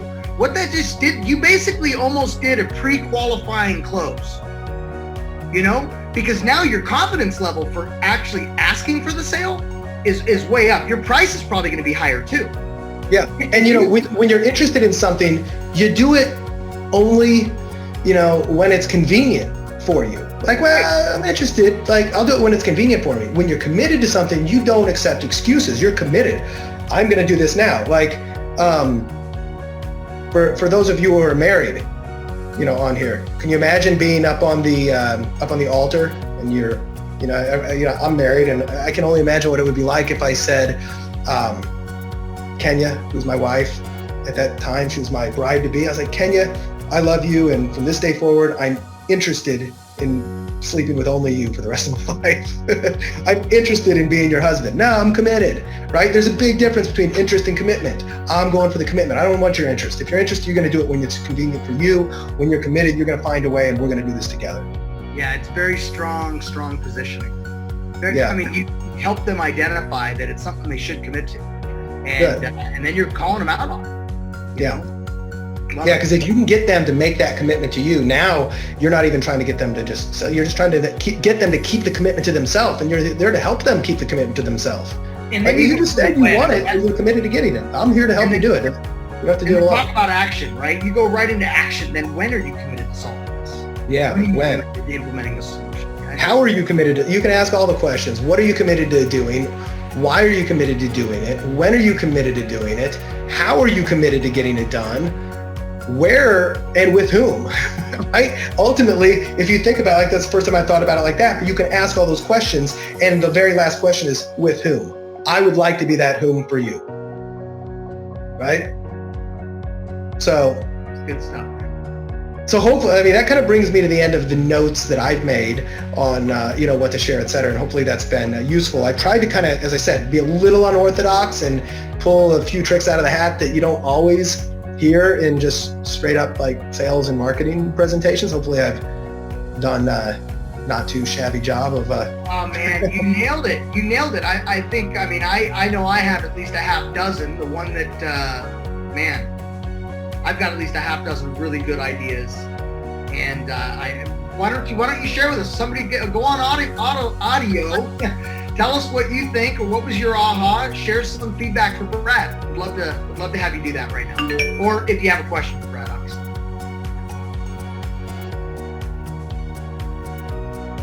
Not all at once. Jimmy says, thank you, Brad. Yeah, I see you. I just had a great call with Jimmy today. Beautiful. Any questions? Hi, Brad. Thank you so much for being with us this evening. This was extraordinary. Thank you for imparting so much wisdom, and we're truly appreciative for everything you've shared with us. Thank you. That's Sonia? Yes. Yep. Thank you. I appreciate that. You've been very helpful taking notes for us in the chat. Thank you. Yeah, I love it. And welcome everyone. And in a few minutes, I got to get running. I've got my grandpa's 97th birthday. I got to go. Yeah. Out with him, and hopefully not get him anything that'll make him not see his 98th. But wish me luck. But be careful. Yeah, but if there's nothing else, I'm gonna kind of run. But I'm happy if anybody wants to wants to follow up or get clarification on those questions. I mean, you can send me a text. Give him my phone. Here's my phone number. I'll do this. Send me a text message to that. That's my personal cell phone. right here. If you have any questions, you want to follow up, you can do emails. But Dude, you're awesome. You're just like me. I probably thousands of people in my community have my cell phone number, and yeah, you know, other people in our industry think I'm absolutely crazy for doing it. And I said, you know what? That level of access is appreciated so much that it's very rarely ever abused. Like, I don't have a single complaint in like 5-6 years of just giving my phone number out to our community. So that's awesome. That's awesome. Yep, absolutely. I put it in the chat if anybody missed it, but it's been a pleasure to share this stuff with you. It's always kind of fun to take some of the stuff that you know, I do just on my own, some of the stuff I worked with clients or business partners, et cetera, and just kind of enumerate it out. Hey Brad, just real quick, what is the name of your podcast again? Was it Bacon Wrapped? Bacon Wrapped Business. Sizzling hot business advice guaranteed to make you fat. Profits. Okay. So I just threw a link in the chat. baconwrapbusiness.com. Okay. Yeah. And Brad, I have a I'm question. gonna get you on there, Danny. I'll turn the tables and I'll interview you on there here real soon. All right, man. Go ahead, Joe. Yes, you know, when you started talking, when you began your presentation, you touched on an issue that said risk reversal. Can you kind of explain what you meant with that? You know. Yeah, it's a basic. How do you reverse the risk of a client spending money with you and not getting what they want? The easiest way is a guarantee, right? That's a guarantee. You know, love it or all the results are your money back. That's a most basic risk reversal. Well, what are some other ways you can do it? Like one of the things I've done with clients where it's not as cut and dry, such as if it doesn't work, your money back. I've said something to the nature of, look, we'll work together for 90 days to do this. And if it doesn't, if we don't get the results or we don't get, whatever the 10x your money, in 90 days, whatever, I'll work with you for free until you do get it. So let's say you're paying a 3-month consulting retainer with me. And I go, yeah, the goal is to get you from here to here. And if you don't get there, I'll continue to work with you for free until you do get it at my expense. I'm that committed to it. That helps reverse the risk, right? That's one version of it versus like, oh yeah, just how can you reverse the risk as many ways as possible for that client? Because if you can reverse the risk, they'd be crazy not to do business with you. Got it. Cool. Excellent. Chris, All right, so I'm getting a hand wave over here that I got to run and I got to go see my grandpa. All right, so listen, just real quick, I'm going to basically have everybody unmute and just say big thank you to Brad and give him the big love for giving your presentation today. Go ahead. Thanks, Brad. Thank you, Brad. Again, Brad. Appreciate it. Bless you and your family. Happy holidays. Thank you. I appreciate you all. Much love, Damien. And Good job. we'll talk soon. Thanks, guys. Happy holidays. Hey, Damien, is there a replay? Well, it's recorded, but we're gonna decide what we're doing with this presentation probably early next year. So. Oh, okay. I missed the first hour. That's all. Yeah, man. That's why. You know what? And it's actually my fault because we shook it up on you on time, right? Look, we're 2 hours early, and you were probably still closing a house deal, right? Yeah. I was actually talking to a contractor on a property. So. All right. Well, good to see y'all. Did you guys enjoy that? Yes. This is really powerful. There was some really good, interesting stuff. Like I know you guys saw that I caught on to that one thing about the book and using someone else's book, and then of course tied it to Evolved Profits really quickly. I mean, it just hit me because our business partner in that new company that you guys had heard about that I had started in the middle of this pandemic with Yannick Silver, my other partner, Mark, is the expert, and he wrote a book, and it's called Expense to Profit. And we've got a dozen channel partners, David Arnold's one of them, and it just hit me. Like to be able to take that book and have it shipped by Amazon, because everybody opens up an Amazon package, and to even have a little sticky note about page number 42, I thought this could be useful for you if you want to talk about it more at no risk to you. Give me a call, or however you can play with that. I mean, that was such a great idea. So that was my big one. Anybody else want to share a big takeaway they had? Jennifer? I just like that whole idea of the agreement, alignment, agreement, commitment, conversion. That makes a framework, and frameworks are awfully helpful when you're going into somebody because they represent thresholds that you achieve. Once you reach a threshold, then you can move on to the next one. Right. You're taking the temperature. You can't go right into the commitment until you've earned it. And, in a lot of cases, what we've heard in selling is you can't ask for the sale until you've built up enough value. They can see the benefits, that the value's been built up that's going to be, adequate for what you're charging them, right? So, I mean, the commitment model, I don't know how many of you have ever been called by some realtor, gotten a cold call, says, hey, are you interested in selling your house? Oh, really? Yeah. Yeah, they used to knock on your door, like, especially during the foreclosure time, man. It was when the foreclosures were hot, they were knocking on your door every week. Hey, you want to sell your house? Hey, Damien, you take good notes. I got a missing piece of information in my notes. Maybe you can help me with. Okay, go ahead. Let's see, Brad was talking about three things: positioning, unorthodox sales, and then there was a third part, and I forgot the label. Well, there was trust, affordability, and time. Is that? Got that. And after that, he talked about positioning, and then unorthodox sales, and then the third part of that. I just forgot the label. I don't know if anybody. Was it ICE? Was it to do? No, it was after ICE. Okay, I'm checking my notes. ICE was impact, confidence, and ease. And then he went into trust, affordability, and time. And then he talked about positioning, unorthodox sales, and whatever. And I forgot what the third part of that was. But apparently you missed it too. I missed that one too, unless anybody else has that. Nobody's got that one. Okay. I don't feel so bad. I'm trying to read back through my notes to see if I perhaps picked up on what you're talking about, David. Hang on just a minute. Yeah, just the outline, And I also love the the referral relationships, the side door networking, especially if you're doing high ticket. If you're doing high ticket business consulting, I know some of you are really getting into that. I mean, this is what I'm doing. This is why I am doing it, and this is who I'm looking to meet. By the way, do you know anybody that could be interested in wanting to 10x their business next year, or could be interested in leaning up their business next year, or would be interested in that was a really, really good one. I love that. I'm gonna use the positioning he talked about was just killer, because if you're being seen as just another salesperson, then you're dead before you start, right? Yeah, I loved the positioning. The positioning, I'm going to buy you an hour of my time. That is so good. I mean, some people may say, look,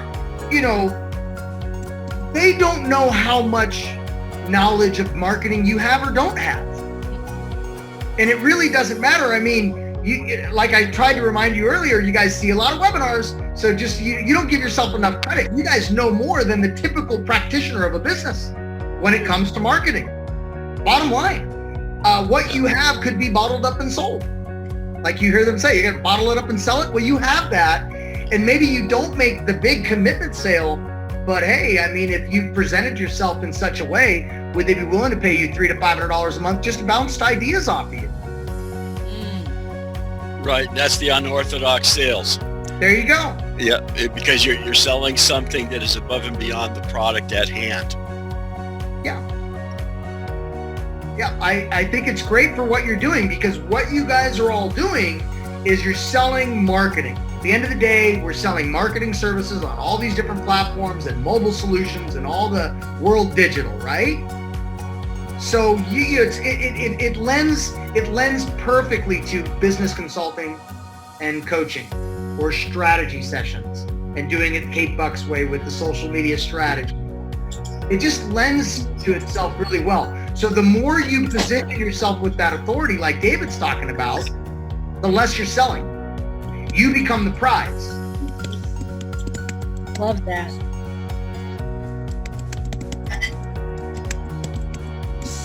The earnest money part, when he was talking about that, Katie Fletcher just, filled us in the other day, yesterday it was, on the 10 location app she's doing right now for 10 grand.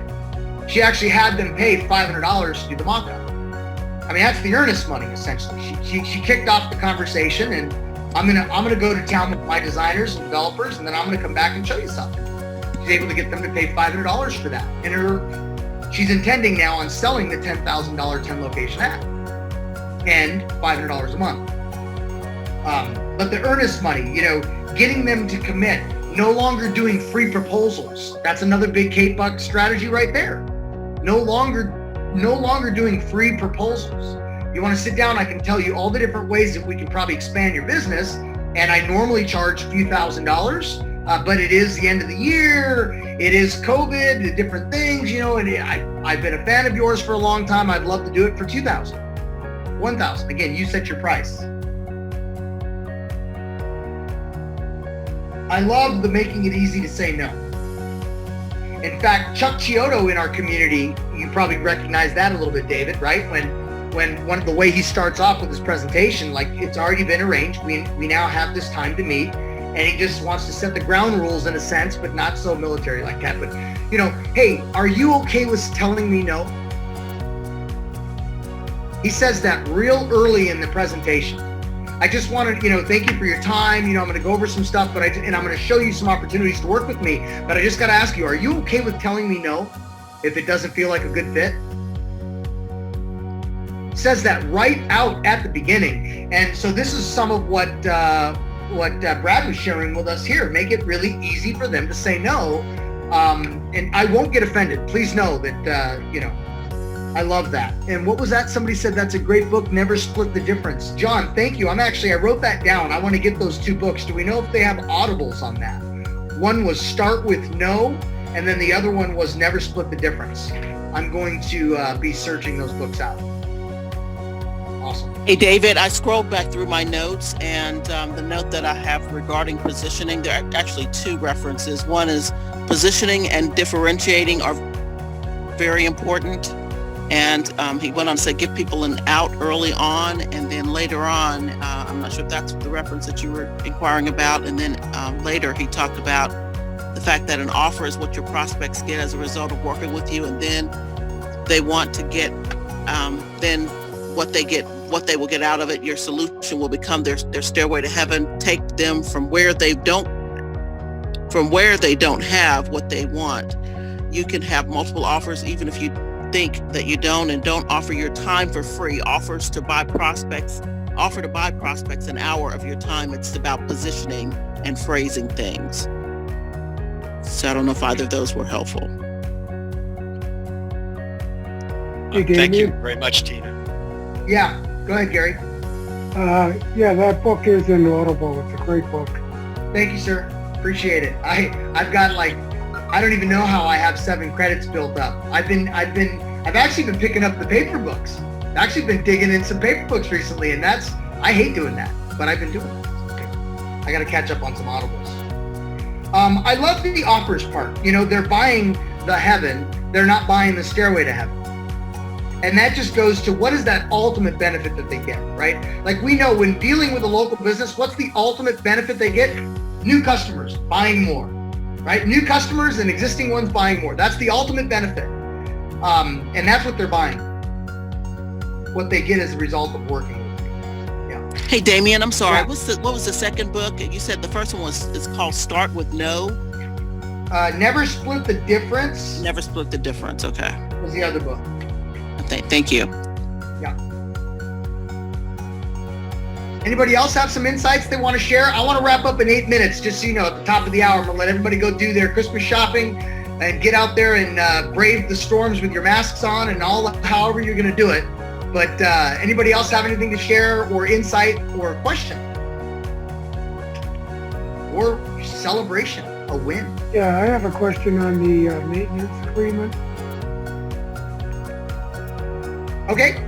On the maintenance agreement, the 2 changes at the end of the month, does that include content and image? All right, right, so I'm going to rephrase that question just so everybody can get the benefit of that.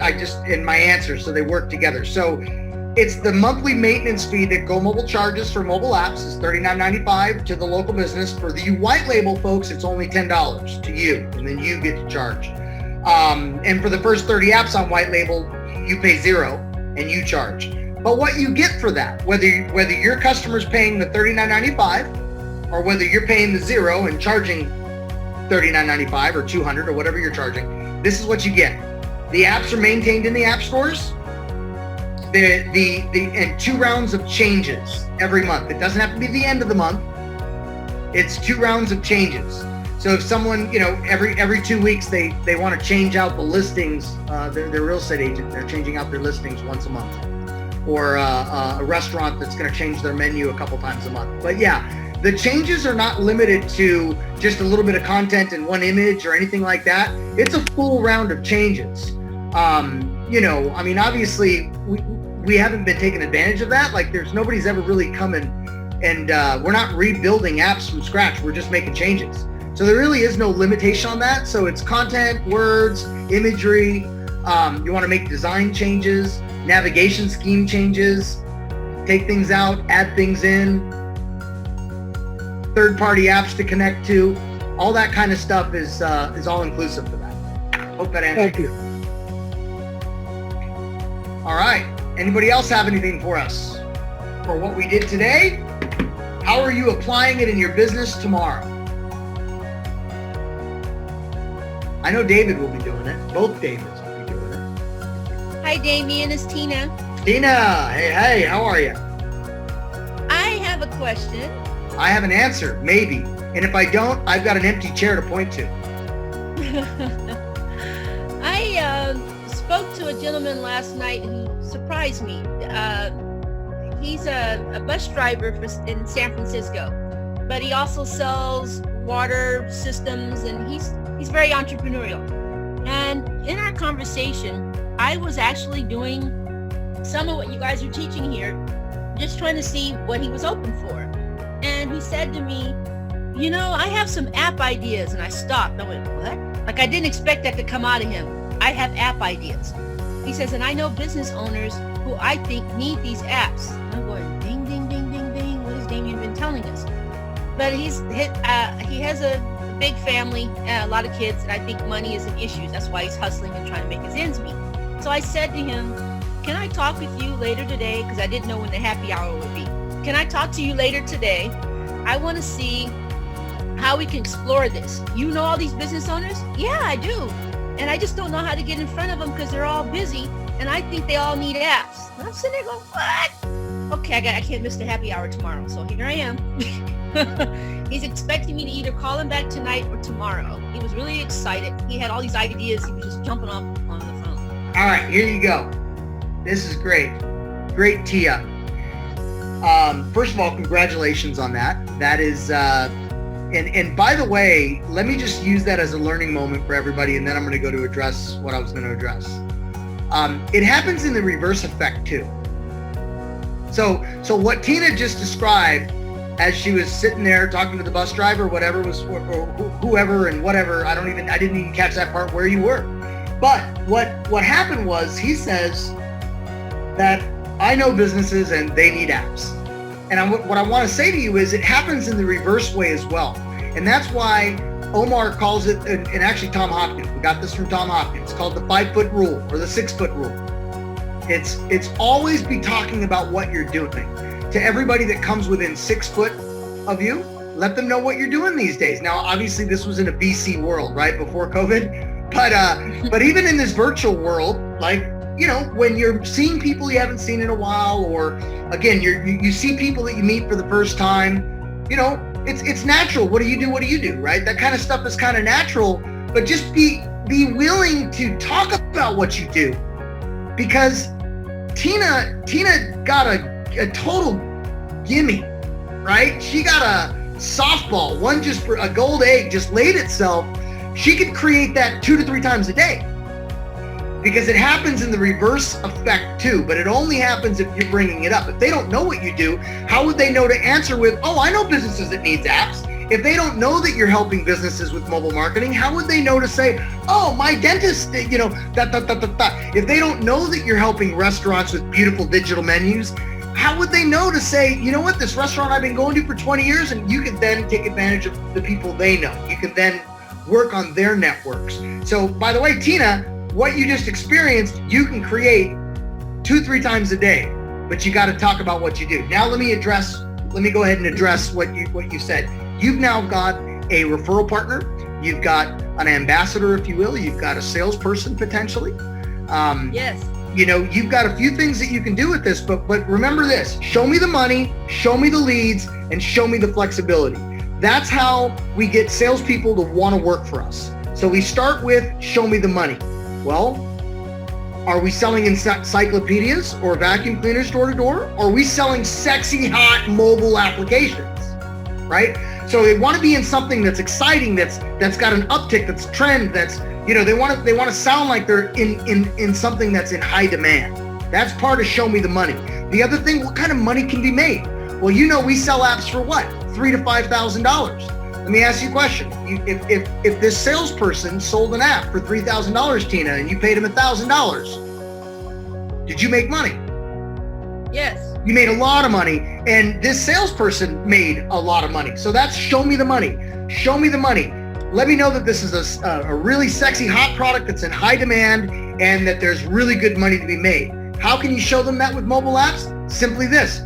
I'm going to show you the leads. As I generate leads, I'm going to pay you 25% on your sales.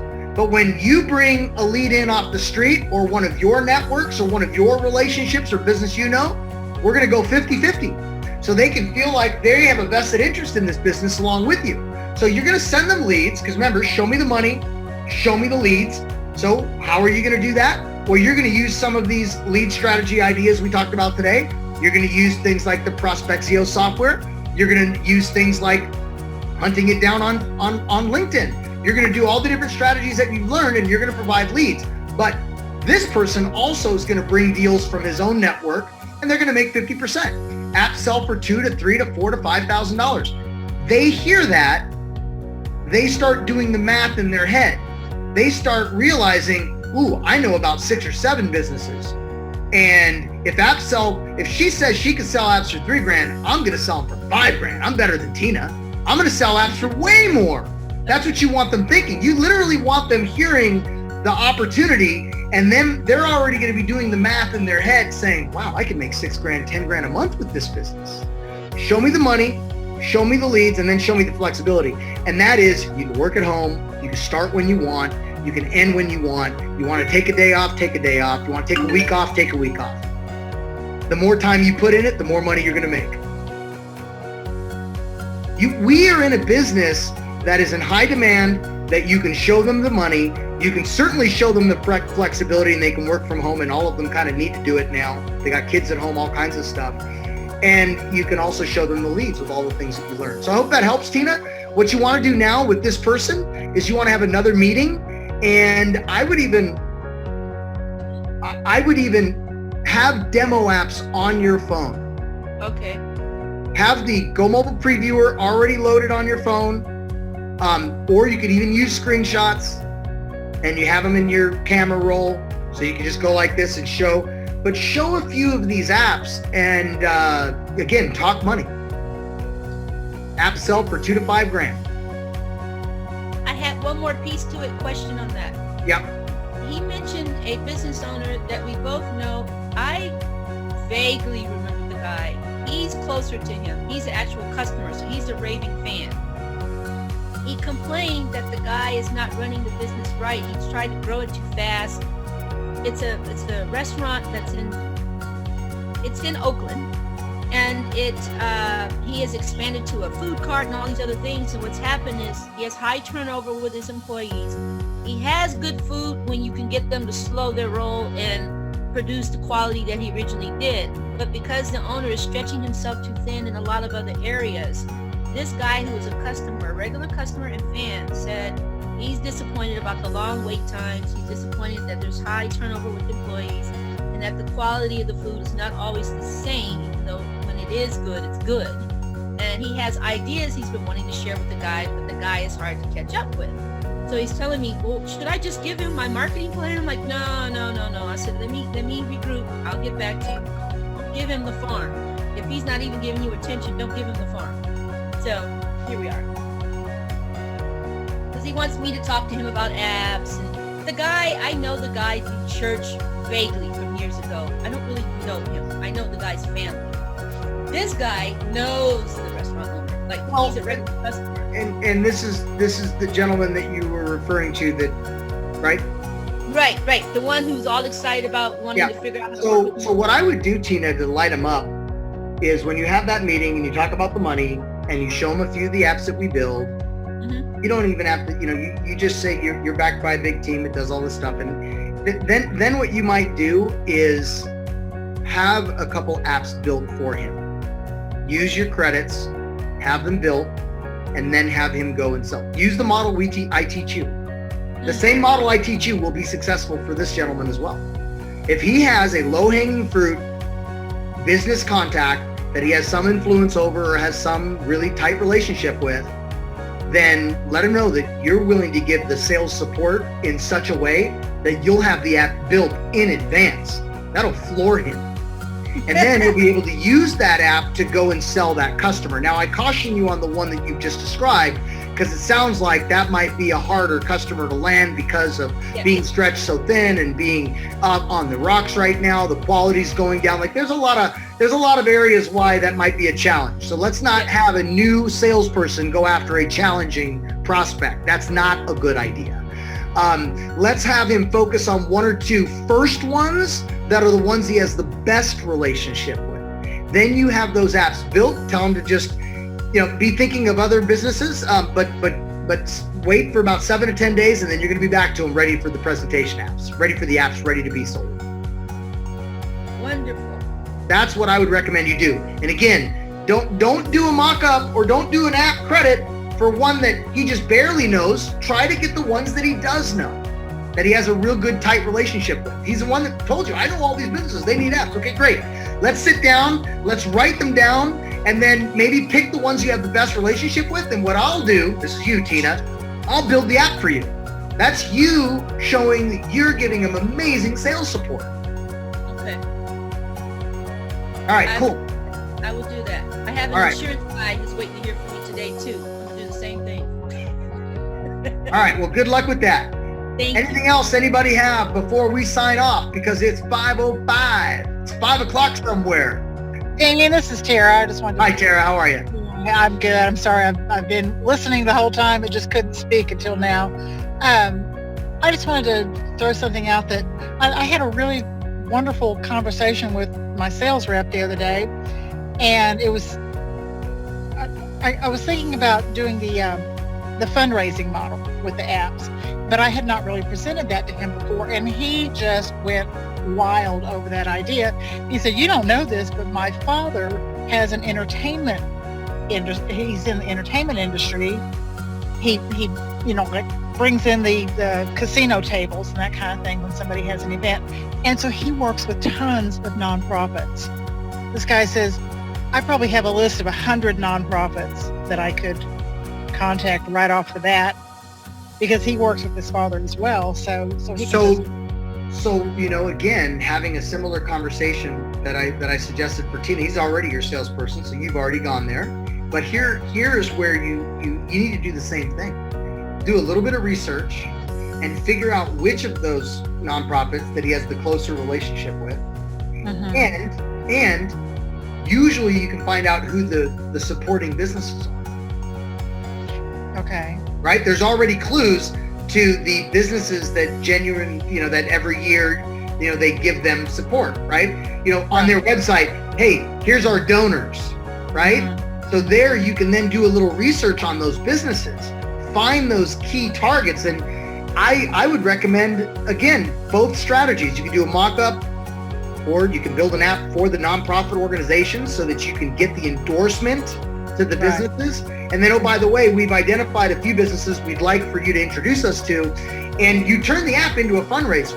The app really cool to have for all these reasons, but now it's a fundraiser too. Exactly. Now you guys will go to those businesses and, figure out what you guys are all going to charge, set the fundraiser up for the nonprofit. Say, look, charge your supporting businesses $500 a year to be featured in the app, or $1,000, whatever the number is.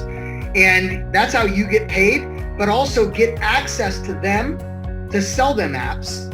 And that's how you get paid, right? Right. And then the next year, when all those supporting businesses need to re-up, they're basically now donating more money to the charity, right? They're donating more money to the cause. It's another value add that the charity is giving its business donors for donating. Right.